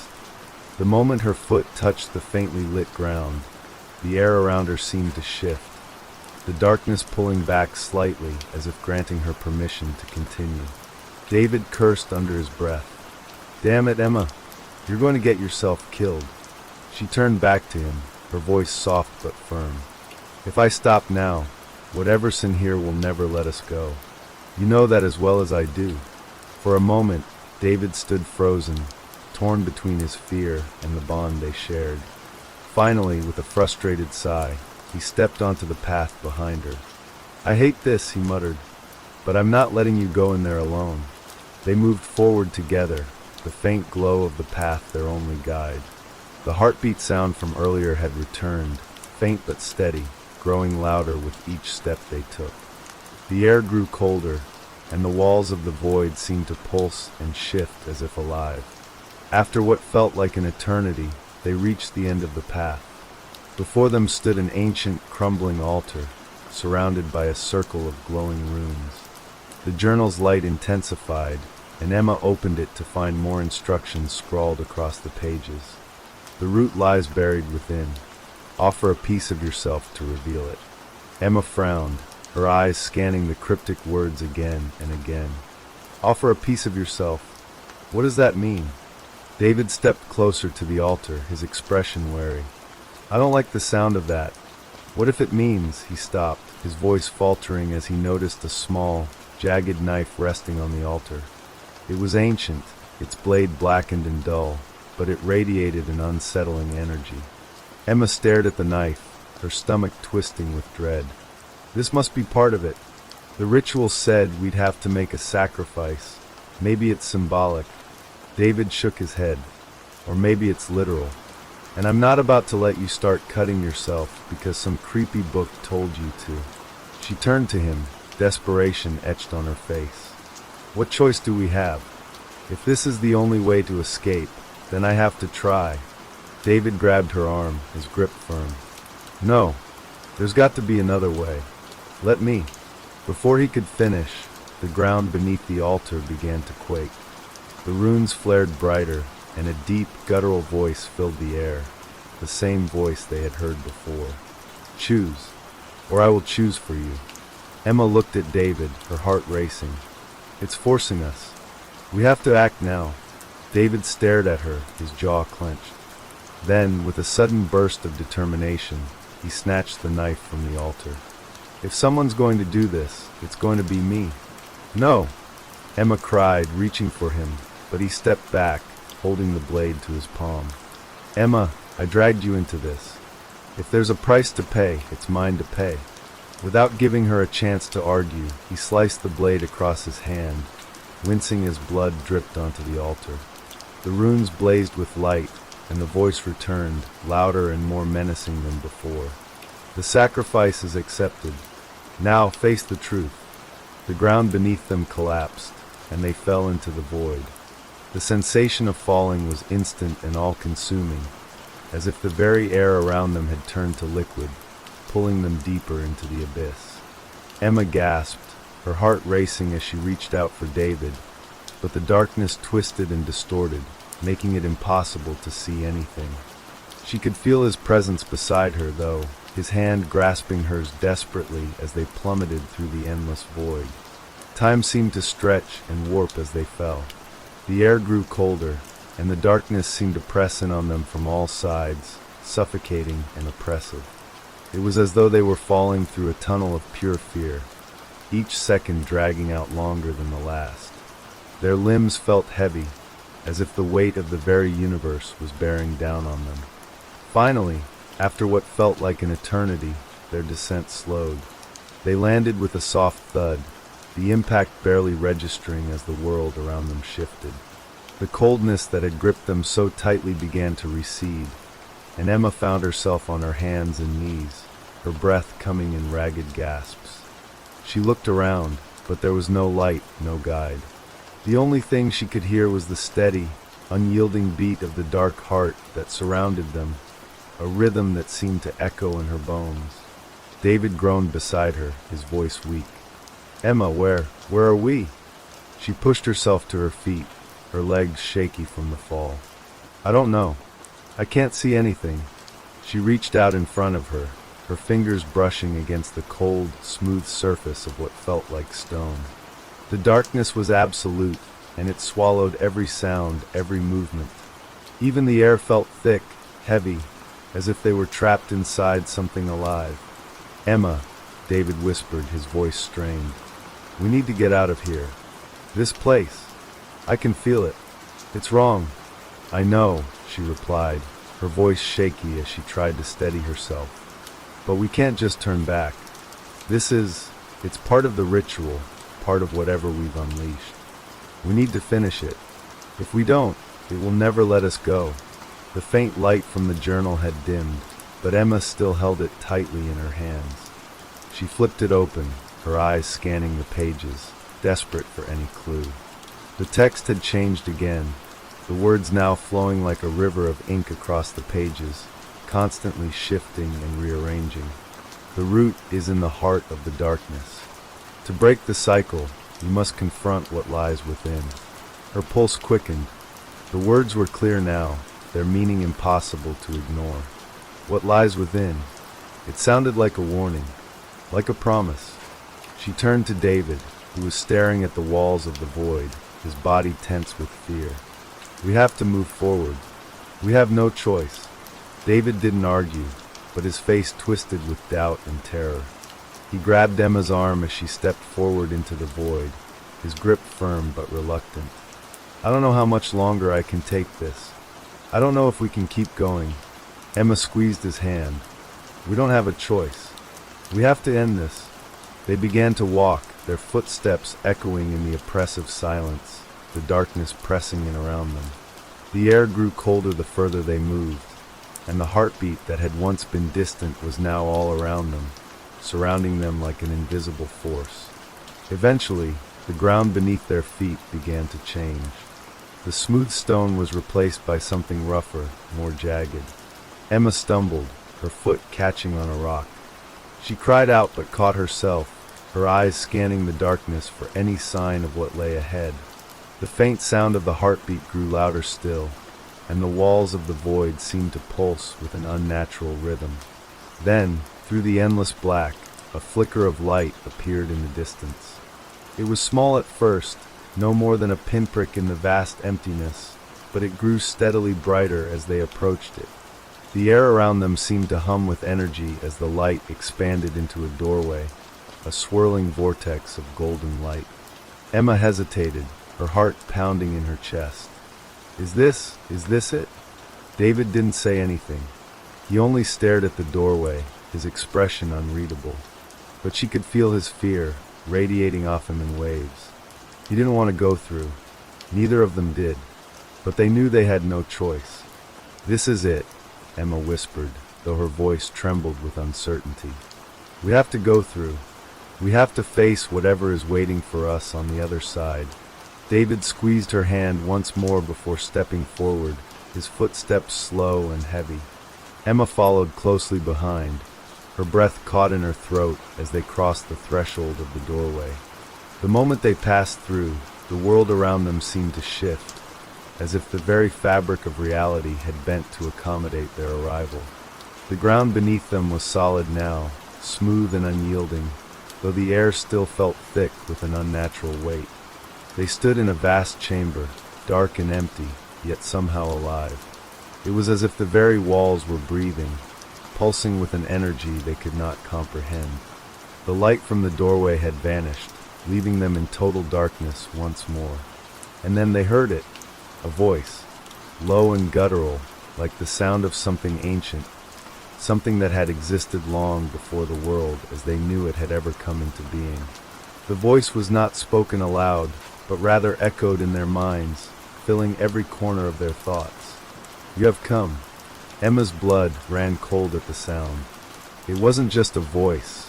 It was a presence, something ancient and malevolent, something that had been waiting for them. We're here, Emma said softly, her voice shaking. We have to do this. Whatever it takes. David turned to her, his eyes wide with fear. Emma, I don't think we can beat this thing. It's not just something we can destroy. We don't have to destroy it, Emma replied, her voice steady despite the panic clawing at her chest. We just have to bind it. We've been through this before. The journal, the ritual. David looked down at the journal in her hands, his expression torn. But what if the ritual isn't enough? What if? What if you cannot escape? The voice interrupted, its tone chillingly amused. The darkness seemed to close in on them, thickening and suffocating. And then, from the void itself, a figure began to emerge, slowly, impossibly tall, its form shifting and warping with every passing second. The figure had no true shape, no true form, but its presence was undeniable. It was the shadow they had seen earlier, but now it was so much more. It was not just a creature. It was the darkness itself, the embodiment of everything they feared. You cannot bind me again. Emma swallowed hard, her hands trembling as she clutched the journal to her chest. This was it. the final confrontation. There would be no more running. The shadow loomed before them, its form constantly shifting like a smoke swirling in the air, becoming darker, denser, more suffocating with each passing moment. It seemed to stretch endlessly, as if it were too large for the space it inhabited, as if it existed on a plane beyond their understanding. Emma's pulse quickened. She could feel the weight of the entity's presence bearing down on her, pressing against her chest, forcing the air out of her lungs.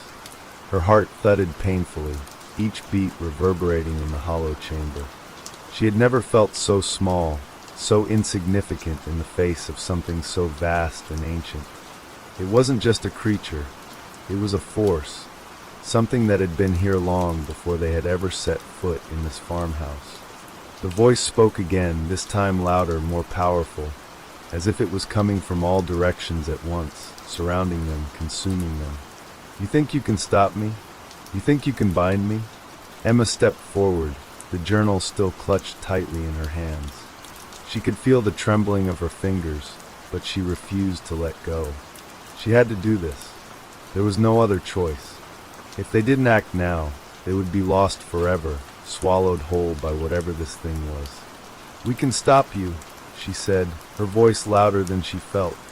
She could feel the weight of her own words as she spoke them, like she was trying to convince herself more than the shadow. "We can. The ritual is the key. We just need to finish it." David, still trembling beside her, looked at her with wide eyes. "But we're not even sure it's going to work. We don't know what will happen if we try." The shadow stirred, its form writhing with malicious intent. The air around them grew colder, and a deep, unnerving laughter echoed in their minds. The sound was almost painful, scraping against the inside of their skulls. "You are fools. You think you can contain me? I was here long before your kind. I will be here long after you are dust." Emma gritted her teeth, the terror rising in her throat like a flood. She had to act. She could feel the pull of the journal, the energy coming from it, calling to her, urging her to continue. "David, please," she whispered, her voice breaking. "We don't have any other choice. We have to finish this. The journal, it tells us what to do." David's hand shook as he grabbed her arm. "Emma, this thing isn't something we can just fix with a few words in a book. It's too powerful. We're not equipped for this."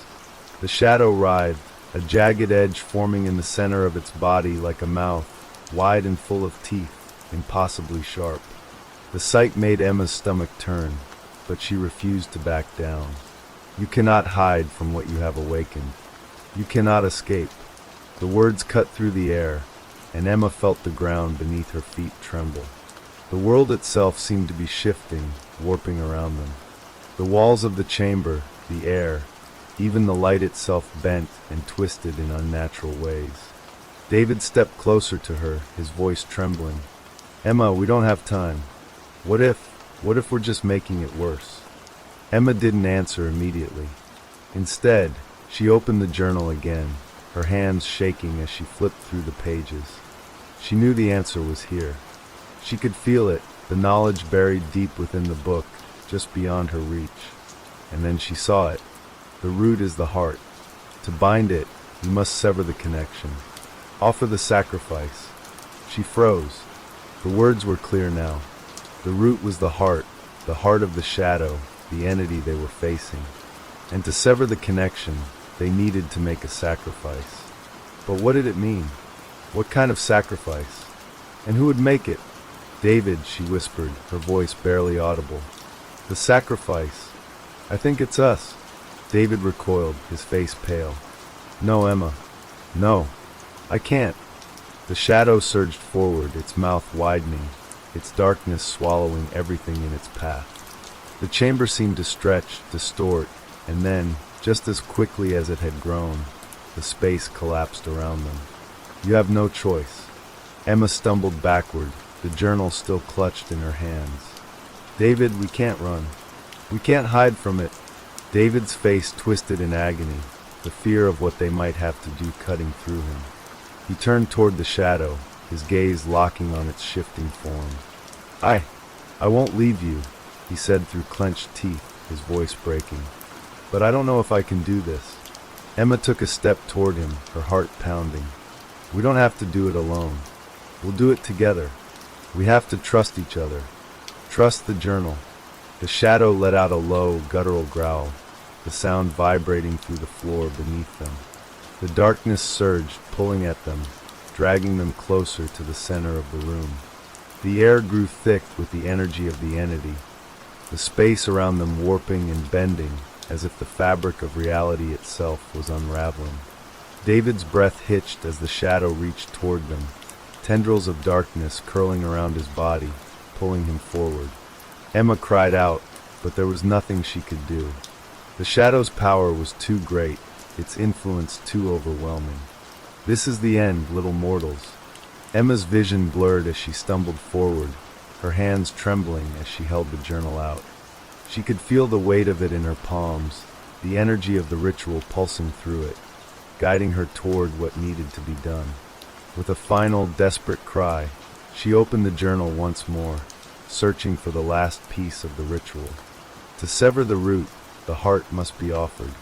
To break the bond, you must become the offering. It was too late to turn back now. She knew what she had to do. The ritual required it, and they had no choice. Tears blurred her vision as she reached toward David, her hands trembling as she touched his chest. The shadow recoiled, but it wasn't enough. The bond was too strong.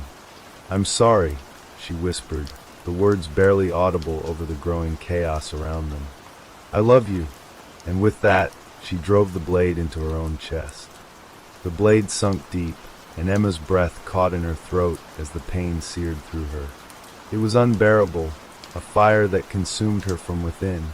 But as the sharp edge cut into her flesh, something else began to happen, something unexpected. For the first time since they had entered the farmhouse, the darkness seemed to falter. The shadow twisted violently, as if recoiling from her sacrifice, its form warping and distorting with newfound agitation. The sound of its growl, its voice, grew louder, more frantic, as though it was screaming in a language no mortal could understand.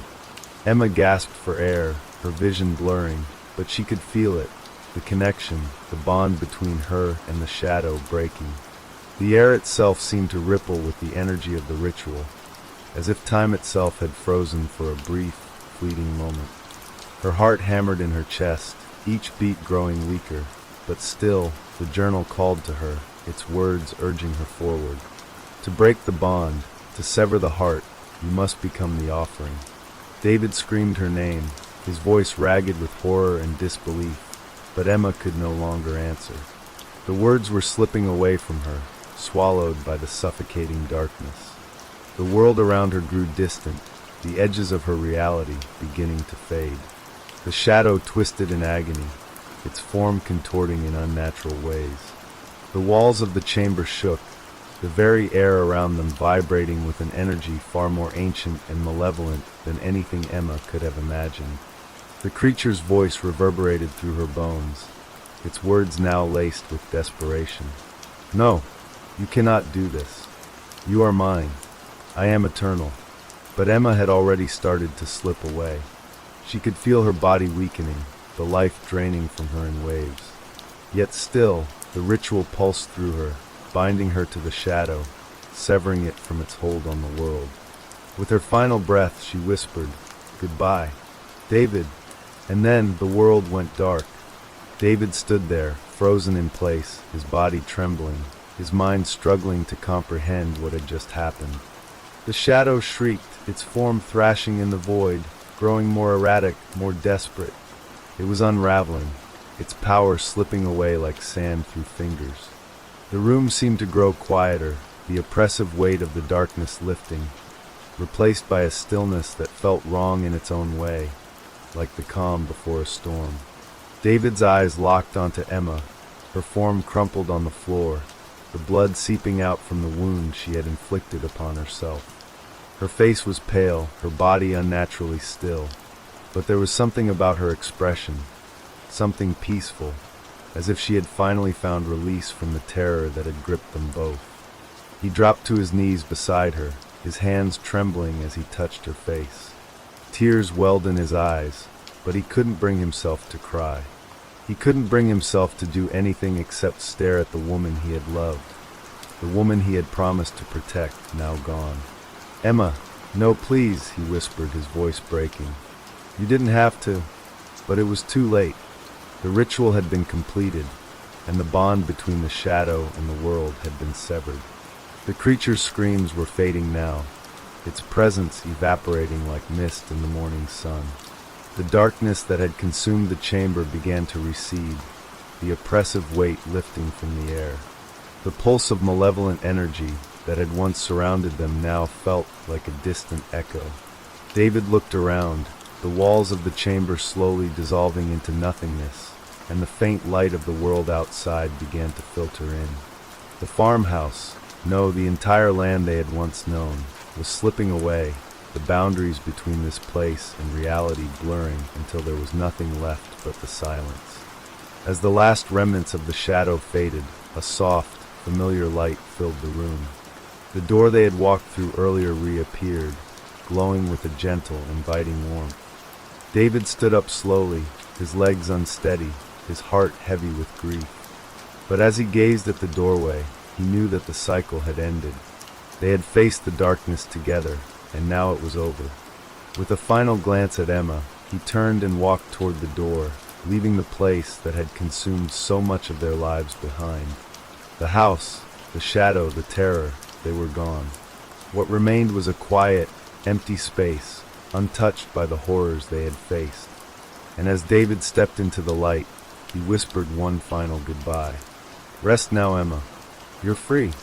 The farmhouse stood silent once more, the wind gently rustling the leaves outside. The land was still, untouched by the chaos that had once been.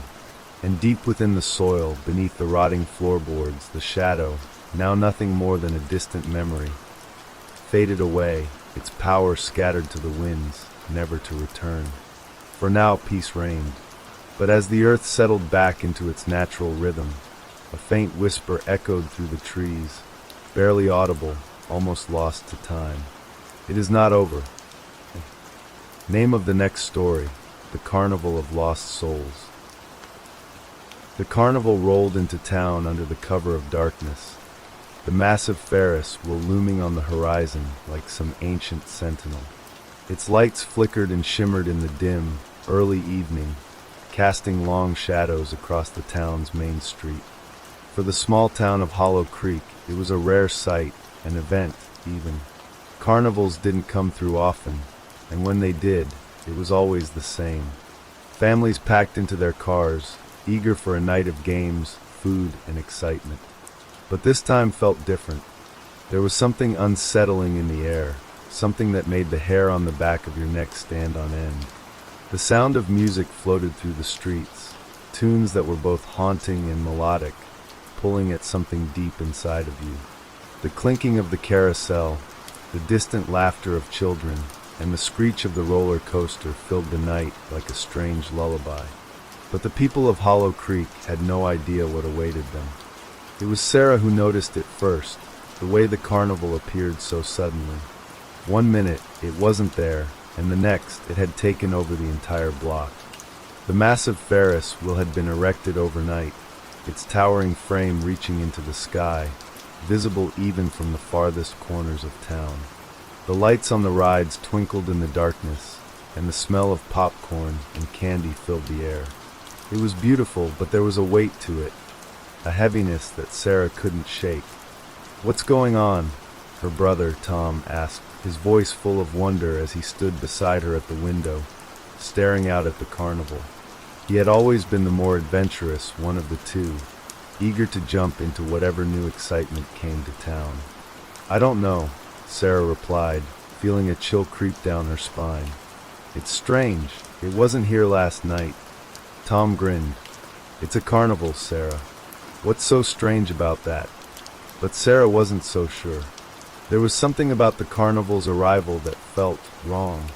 The colors of the tents were too vibrant, the lights too bright, almost blinding in their intensity.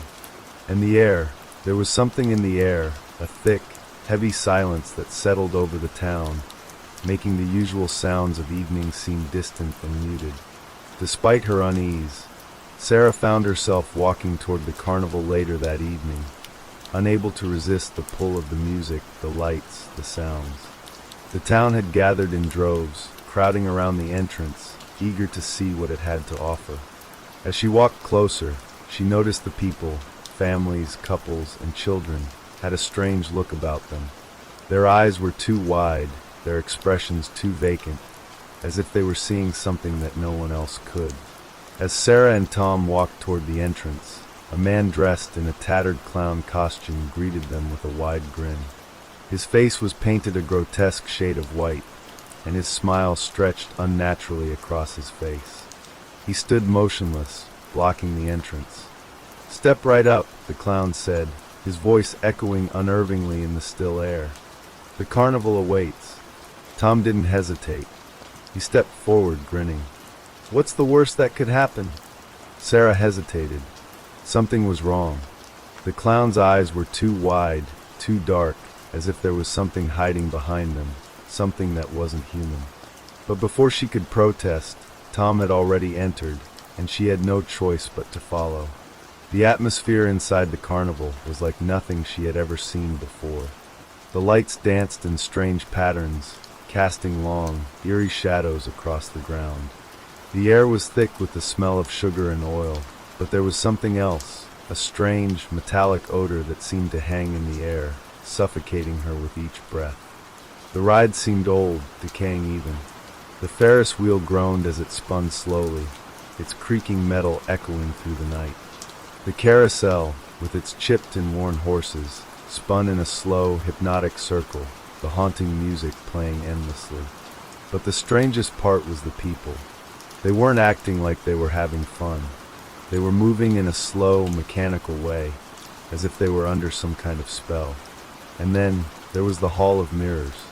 Tom had spotted it first. "Come on, Sarah. Let's go in here. It'll be fun." Despite her growing unease, Sarah found herself following her brother through the entrance. The moment they stepped inside, the air grew colder, and the lights flickered in a way that made her skin crawl. The mirrors reflected their movements in strange, exaggerated ways, stretching their faces, warping their bodies, twisting them into grotesque versions of themselves. The deeper they went, the more distorted the reflections became. As they walked through the hall, Sarah's heart began to race. She glanced nervously at her reflection, only it wasn't hers anymore. The face staring back at her wasn't the face she knew. It was pale, drawn, with dark circles beneath the eyes. Her skin looked too tight, her lips too thin, as if she was starving. "Sarah?" Tom's voice echoed through the hall. "What's wrong? You look different." She turned to him, but he wasn't standing where he had been a moment ago. His reflection remained in the mirror, but the real Tom was gone. Panic surged through her chest. "Tom," she shouted, her voice trembling. "Tom, where are you?" Her reflection grinned at her, a twisted, sickening smile that sent a shiver down her spine. It wasn't her. It couldn't be. Frantically, Sarah turned, searching for any sign of her brother. Her feet moved faster than she had ever thought possible, but the mirrors stretched on forever, each one reflecting a darker version of her, a version that seemed to be getting closer and closer. Then in the distance she saw him, Tom, standing at the end of the hall. He was facing the mirrors, but his expression was blank, his body still. As she rushed toward him, the mirrors around her began to shift, their reflections changing. The faces in the mirrors no longer belonged to her or Tom. They belonged to strangers, people she didn't recognize. But their eyes, they all had the same hollow look, the same vacant stare. "Tom," she cried, her voice breaking as she reached out for him. But he didn't move. His body didn't even seem to breathe. And then, without warning, the ground beneath her feet gave way, and she plunged into darkness. The carnival sounds faded, replaced by a deafening silence. When Sarah awoke, she was lying on the cold, hard ground outside the carnival, her body aching and bruised. The town was quiet again, the lights from the Ferris wheel, and the carnival long gone. The air was still, heavy, and oppressive. She stood slowly, her legs shaking beneath her as she tried to steady herself. Where had the carnival gone? Where was Tom? She walked through the empty streets, calling his name, but there was no answer. The town, once lively and full of life, now seemed abandoned, silent, empty, as if it had never been inhabited at all. And then she saw him, Tom, standing in the middle of the street, staring at her with those same wide, empty eyes. His face was pale, his body stiff. You're different," Sarah whispered, backing away in fear. But Tom didn't speak. He just stood there, his vacant gaze locked on her, as if she were a stranger. Sarah's heart sank. The carnival hadn't just taken Tom. It had changed him, twisted him into something else. And whatever had taken him, whatever force had caused this, was still out there waiting. Sarah's breath came in shallow gasps as she stared at her brother, who no longer looked like the boy she had grown up with. The figure standing in front of her was cold, distant, like a shell of what he had been. His eyes, those dark, empty eyes, were fixed on her, but they saw nothing. They didn't even blink. She took a tentative step forward, but then froze. A deep, hollow laugh echoed from somewhere in the distance, a sound that sent a wave of dread crashing over her. The streets, though empty, felt alive with some kind of sinister presence. The walls of the nearby buildings seemed to close in, casting long, dark shadows that slithered across the ground like tendrils. The air felt thick, oppressive, almost as if it were alive, pressing in on her, suffocating her every move. "Tom," Sarah whispered, her voice trembling as she fought to keep calm. "Tom, please say something." For a moment, there was no response. The silence stretched, pulling at her nerves, until finally, the figure that had once been her brother spoke. "You shouldn't have come," it said, the voice flat and emotionless, like the sound of a broken machine. It wasn't Tom's voice. It wasn't even human. It was distorted, hollow, like something that had been plucked out of the dark corners of her mind. "Now you're part of the carnival. Forever." Sarah's heart stopped, the weight of the words sinking into her like a sharp, cold blade. She felt a wave of panic rush through her chest as she stumbled backward, her mind scrambling to make sense of what was happening. No, that's not possible," she said, shaking her head. "You're not him. Where's Tom?" The figure didn't answer. Instead, it slowly raised a hand, pointing toward the distant edge of town, where the carnival had once stood. Sarah's eyes followed the direction of the finger, but there was nothing there. No lights, no Ferris wheel, no carnival at all. Only the dark, empty streets stretched on, as if the entire place had been erased from existence. "It's already too late," the figure said, its voice now a low, guttural growl. "The carnival always takes, but it never gives back." A cold, sharp wind blew through the streets, sending a chill through Sarah's bones. She shivered, hugging her arms around herself as the darkness seemed to grow thicker, swallowing the world around her. The air felt heavy with an unnatural stillness, as though time itself had stopped. For the first time, Sarah felt the full weight of the town's curse.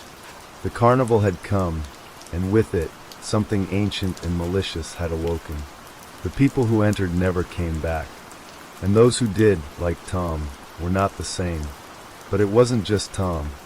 As Sarah turned back to face him, her heart lurched in her chest. Around her, she began to see them, other figures standing in the distance, their faces hidden in shadow. They were watching her, their hollow eyes locked onto hers, their forms barely distinguishable in the growing darkness. The town, she realized, was no longer empty. It was full of the lost, the taken. The faces of the carnival goers who had never returned, now part of the town's twisted legacy. They were here, trapped between worlds, and they would never leave. Sarah stumbled back, her feet moving instinctively as she ran. She didn't know where she was going, only that she had to escape. The streets twisted around her, warping in strange, unnatural ways as the town seemed to stretch endlessly. no longer following any sense of logic or design. She turned corners only to find herself at the same intersection again. The shadows closed in, growing darker, thicker, as though they were alive, reaching for her. She could still hear the laughter, the same eerie, distant chuckle that had greeted her when she first stepped into the carnival. It was everywhere now, echoing in the streets, in her mind. It was as if the very sound of it was pulling her in, urging her to give in, to accept her fate. "You can't run," the voice whispered, though there was no one there. "We all belong to the carnival now." She tried to block it out, but the voice grew louder, filling her mind, drowning out her thoughts. She turned desperately down another street, only to find herself at the edge of the carnival grounds again. The Ferris wheel stood silently in the distance, its lights now dim and flickering, casting eerie shadows across the ground. And then she saw him again, Tom. He was standing by the entrance of the carnival, staring at her with those empty, soulless eyes. He didn't move, didn't blink, just stood there like a statue. And behind him, in the darkness, Sarah thought she saw the shape of something else. Something larger, darker, a looming figure that seemed to be watching her from the shadows. "You're mine now," the voice murmured again. "There is no escape." Sarah's heart raced as the carnival's shadow reached out to claim her. She felt her body grow heavy, as though the very ground was pulling her down, dragging her into the earth. But she wouldn't let it happen, not without a fight. She gathered every ounce of strength she had left and took off, running faster than she had ever run before. But no matter how fast she ran, she could never escape. Every turn, every path she took only led her back to the same place, the carnival. The people, the darkness. As Sarah's legs gave out beneath her, she collapsed onto the cold, unforgiving ground. She felt the weight of the town pressing down on her, crushing her, and she knew it was over. The carnival had taken her, just like it had taken all of them. There was no escape. There never had been. The carnival had come to Hollow Creek, and once it arrived, it never left. It was part of the town now, a twisted, nightmarish shadow that would continue to haunt the streets for eternity. And the lost souls, like Sarah and Tom, would never be free. The ground beneath Sarah felt unnaturally cold, as though the earth itself was made of stone, and it pressed in on her from all sides. She tried to push herself up, but the weight of the darkness was suffocating. The air around her was thick, heavy with the stench of decay and something else, something metallic and bitter. She gasped for breath, but the air felt like it was clogging her lungs, making each inhale more difficult than the last. She could still hear the distant laughter, but now it was closer, echoing around her in all directions. It was maddening, a noise that seemed to be both inside and outside her head at once, pulling at her sanity. She closed her eyes, squeezing them shut, but the laughter only grew louder. Then, as if in response, the laughter abruptly stopped, replaced by a low, guttural growl, a sound so dark, so deep, that it seemed to reverberate from the very earth itself. Suddenly, there was movement in the shadows. Sarah's eyes snapped open, her body trembling with fear. Figures emerged from the darkness, shadowy, indistinct forms that seemed to be made of smoke and dust, their eyes glowing faintly, like embers in the night. They were moving toward her, their slow, deliberate steps sending a chill down her spine. One of the figures came closer, its face coming into view. Sarah's heart stopped as she recognized it. It was Tom, but it wasn't the Tom she remembered. His face was twisted, distorted, as though his features had been stretched and contorted beyond recognition. His skin was pale, almost gray, and his eyes, those empty eyes, seemed to stare right through her, seeing nothing, feeling nothing. He was like one of the others now, lost to the carnival, trapped between worlds. "You shouldn't have come," Tom's voice rasped, a cold, hollow echo of his once familiar tone. The words seemed to come from everywhere at once, as if they were whispered by the wind itself. "Now you're part of us." Sarah shook her head, trying to back away, but the darkness pressed in around her, trapping her where she was. She couldn't move. She could barely breathe. Another figure stepped forward. This one was taller, its form more solid, like a man made of shadow, but the features were indistinct, blurry, like a reflection in a cracked mirror. It reached out with a hand, long and spindly, its fingers extending unnaturally, as if they were stretching toward her, drawn by some unseen force. "You're all part of the show," the figure said, its voice low and guttural, full of a dark hunger. "We're the lost ones, the ones who never left. And now you're ours." Sarah wanted to scream, to run, but the words seemed to stick in her throat. Her mouth felt dry, her body numb, as though her very will had been drained away by the carnival's curse. She couldn't even move her arms to push herself up from the ground. Another laugh, this one darker and more menacing than the others, rang out in the air, echoing off the walls of the town that no longer seemed real. The figure reached down, its hand coming closer to Sarah's face, and she felt the cold touch of its fingers brush against her skin. It was like ice. Her body froze under its touch, and for a moment, everything around her seemed to blur. The darkness swirled, and the world seemed to twist, stretching and folding in on itself like paper crumpling into nothingness. Then, everything stopped. Sarah's vision cleared, and for a brief moment, everything seemed normal again. She was standing in the middle of a carnival, the lights blinding and colorful, the sound of the crowd filling the air. She could hear music playing from the carousel and the sounds of children laughing as they ran from ride to ride. The air smelled like popcorn and cotton candy, and she could feel the warm evening breeze on her skin. But then she saw it, the mirror, the reflection of herself. It was standing behind her, staring at her with that same empty, hollow gaze. Sarah's blood ran cold as she realized that she was not looking at herself at all. It was the twisted, distorted version of herself, the one that had been consumed by the carnival, the one who had become just another lost soul.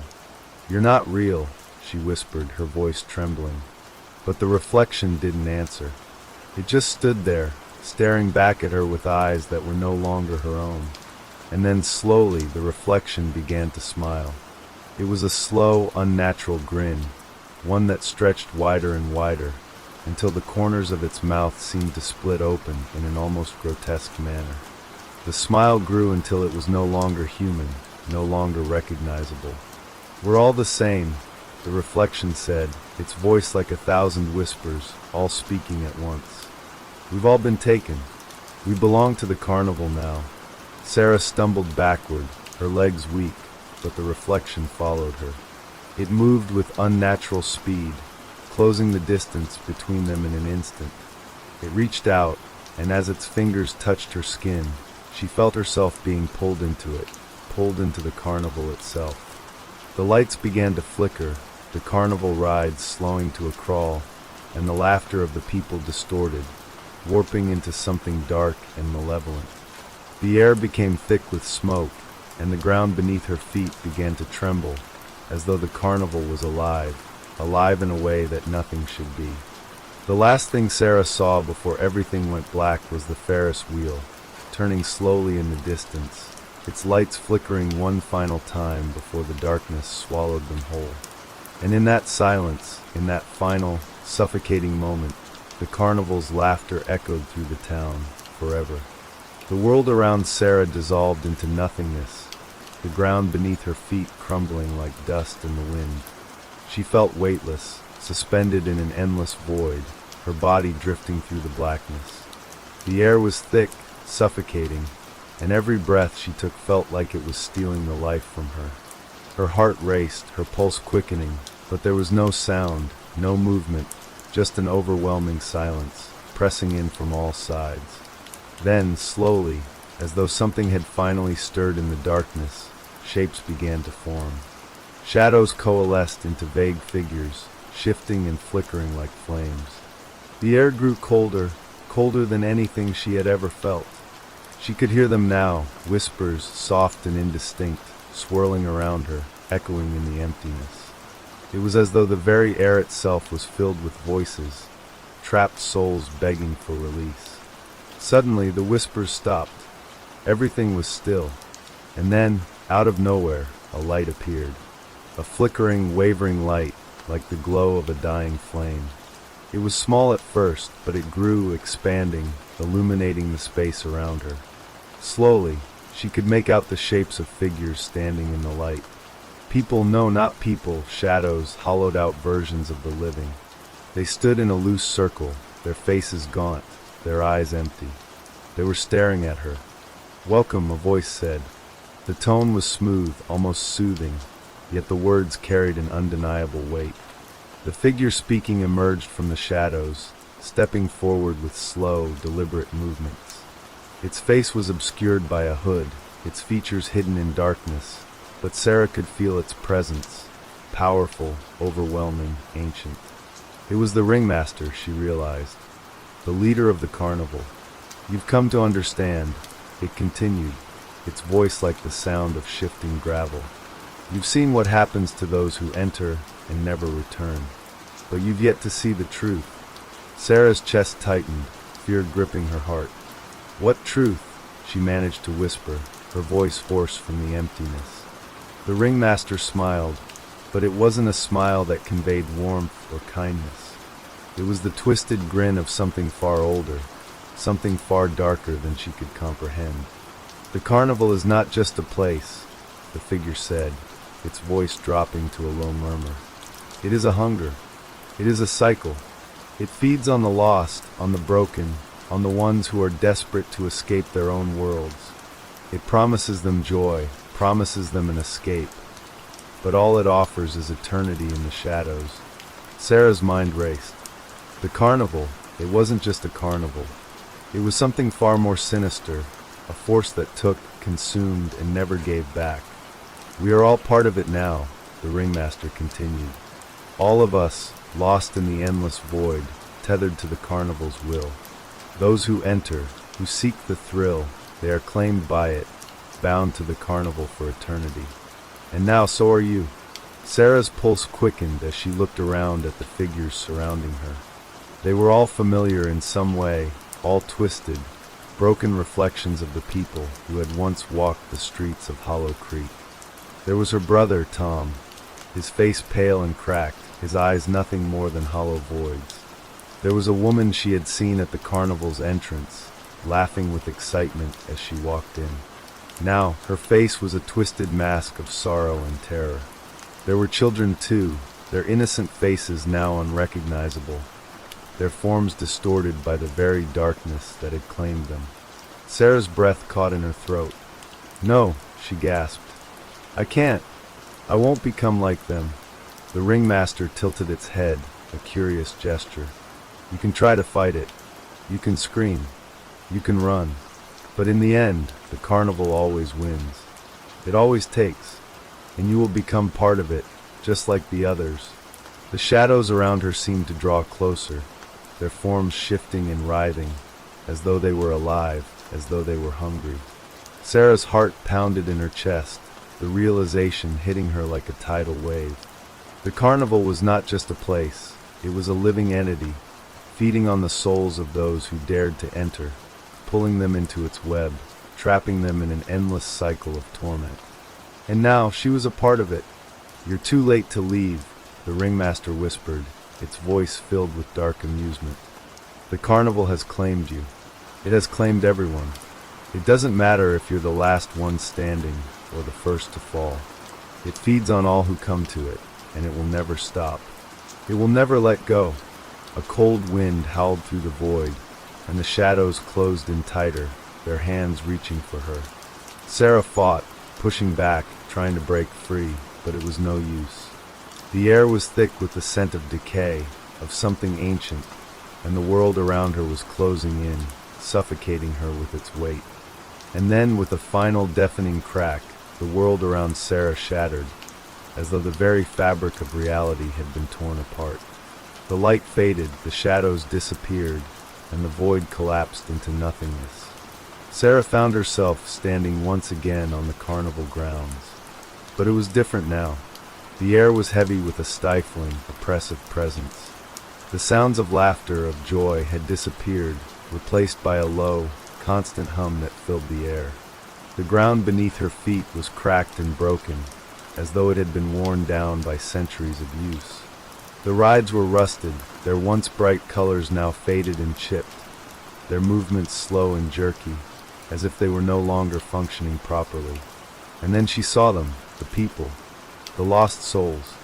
They were everywhere now, standing in the distance, watching her with their empty, hollow eyes. They had all been swallowed by the carnival, and now they were trapped here just like her. There was no escape. And as Sarah stood there, staring out at the endless sea of faces, she realized the truth. The carnival never leaves. It only waits. The air around Sarah grew colder, and her breath began to form visible clouds before her, floating away like wisps of smoke. The carnival was no longer a place of lights and laughter. It was a barren wasteland, a twisted reflection of the joy it once promised. The ground beneath her feet crunched with every step, the sound of broken glass and splintering wood filling the silence. The carousel was still spinning slowly, its horses frozen in mid-motion, their eyes empty, their once vibrant colors now dulled and weathered. It was as if the entire carnival had been abandoned for years, or had been rotting from the inside out.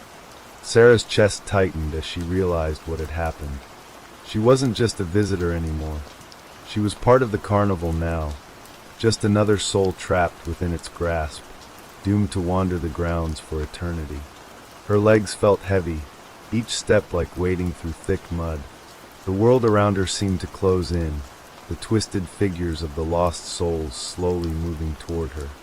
Their faces were blank, emotionless masks, their eyes vacant, staring straight ahead as if they didn't even see her. Yet, she could feel their presence, every single one of them, drawn to her, bound to the carnival just like her. A small girl, no older than 10, appeared in the distance, standing still with her hands pressed against the broken wall of a nearby funhouse. Her eyes were wide and vacant, and her lips were cracked in a permanent smile. She was one of them now, one of the lost. "Hello," Sarah called out, her voice hoarse and weak. "Can you hear me?" The girl didn't respond. She didn't move. She simply stood there, her small figure swallowed by the creeping shadows, her features distorted by the dim, flickering light. Sarah took a tentative step forward, her heart racing. She reached out, her hand trembling, but the moment she touched the girl's shoulder, everything went still. The air around her grew unnaturally still, and Sarah's breath caught in her throat as the girl turned, her empty eyes meeting Sarah's. A low, raspy whisper escaped the girl's lips. "It's too late. You're already one of us." Sarah's stomach lurched, her body trembling as the girl's words hit her like a wave. She backed away, stumbling as she turned, trying to flee. But every direction was the same. The carnival stretched endlessly in all directions, its twisted lights flickering in the distance, its rides spinning in slow motion, their gears grinding like an ancient machine. The sound of distant, hollow laughter filled the air again, and Sarah's heart sank into her chest. As she turned toward the haunted house, she could see the dark silhouette of the figure that had once been the carnival's ringmaster. It was standing just outside the entrance, waiting for her, its head tilted to one side, a grin spreading across its face, an inhuman, unsettling grin that didn't seem to belong to anything human. "Welcome back," it said, its voice echoing in the stillness. "We've been waiting for you." The ringmaster's figure swayed, its shadow stretching out unnaturally, as if it were alive, feeding on the very essence of the carnival. It stepped forward, its movements fluid, predatory, like a serpent preparing to strike. The darkness around Sarah seemed to grow thicker, the air becoming heavier with each passing second. "Why?" Sarah gasped, her voice shaking. "Why are you doing this? Why won't you let me go?" The ringmaster's eyes glowed faintly in the dim light, an eerie, unnatural red. "Because," it whispered, its voice full of malice and amusement, "the carnival never lets go. It never forgets. It feeds on those who wish to escape their own lives, their own fears. It promises them an end to their pain, a way out. but in the end, it only takes. It traps them here with us forever. Sarah's blood ran cold. But I didn't want this, she whispered, her voice breaking. I didn't ask for this. The ringmaster chuckled darkly. None of us did. But the carnival doesn't ask for permission. It doesn't care about your desires. All it wants is the endless cycle. And now you're part of it. You'll never leave. No one does. The figure's words echoed in Sarah's mind, a constant reminder of the nightmare she had been pulled into. She backed away slowly, her legs shaking beneath her, but the carnival seemed to close in around her, its twisted rides and distorted figures following her every move. The laughter returned, louder this time, filling the air like 1,000 voices speaking at once. There was no escaping it. As Sarah's foot caught on the broken ground, she stumbled forward, landing hard on the cold, cracked floor. Her hands scraped against the dirt, and she could feel the roughness of the carnival's decay beneath her fingertips. She pushed herself up, but the weight of the air, the heaviness of the souls around her, was too much to bear. She couldn't breathe. She couldn't escape. With a sob, she turned back toward the haunted house, drawn to it like a moth to a flame. It was the only place left to go, the only place where she might find answers, if such a thing was even possible. The shadow of the ringmaster loomed in the doorway, beckoning her closer. Come inside, it purred, its voice like velvet and poison all at once. Come and see what awaits you. With no other choice, Sarah took a step forward, her legs moving of their own accord. The world around her shifted again, and she felt herself being pulled deeper into the darkness. The haunted house loomed before her, its twisted, dilapidated walls seeming to bend and stretch as though they were alive, sucking the very light from the air. Enter, the ringmaster whispered, its voice barely audible over the chaos surrounding her. Enter and become part of the show. Forever. Sarah stepped through the door, and the darkness closed in behind her.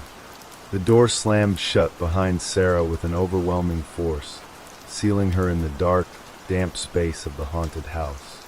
The walls groaned as though they were alive, and the air grew colder still, heavy with the stench of decay. The only sound was the faint creaking of the wood beneath her feet as she moved deeper into the house, her footsteps echoing in the silence. Her pulse raced as she tried to steady her breath. She could barely see, the darkness swallowing everything around her. But something in the air, something ancient, told her she wasn't alone. There were other presences here. She could feel them, brushing against her skin, pulling at the edges of her consciousness. Then, from the far end of the room, a single light flickered on, casting a sickly yellow glow across a row of mirrors. Their surfaces were cracked and tarnished, reflecting distorted versions of the space, as though they were trying to hide the truth from her. But she could see them, dozens of figures standing just beyond the reach of the light, their faces twisted, frozen in grimaces of agony and fear. They were trapped here too. Sarah's legs shook, but her feet were compelled to move toward the mirrors. Something in her knew that she needed to see. She had to know what was happening, what had happened to the others who'd come before her. The mirrors began to pulse as she drew closer, rippling like water, the figures within them moving ever so slightly. Then she heard a voice, a whisper, barely audible at first, but growing clearer the closer she came. Don't look into the mirrors. Sarah froze in place, her heart skipping a beat. She turned her head slowly, her gaze drifting toward the source of the voice. From the shadows, a figure stepped forward.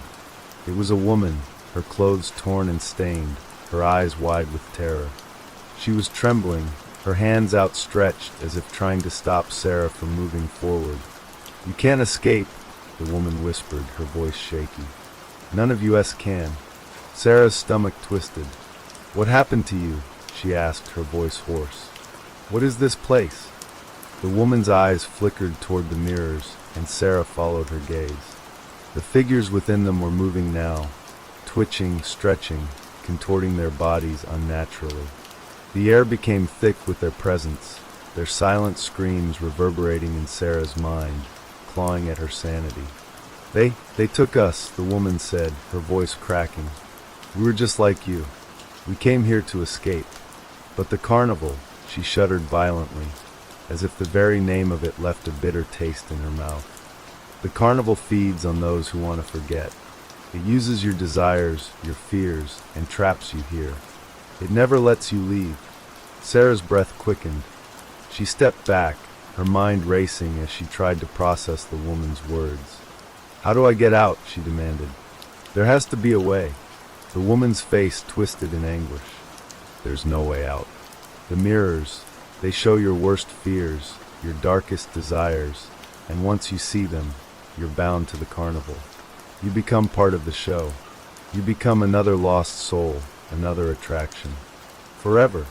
Sarah's mind reeled. This couldn't be real. It couldn't be. There had to be something she could do. But as her eyes scanned the mirrors again, she saw it.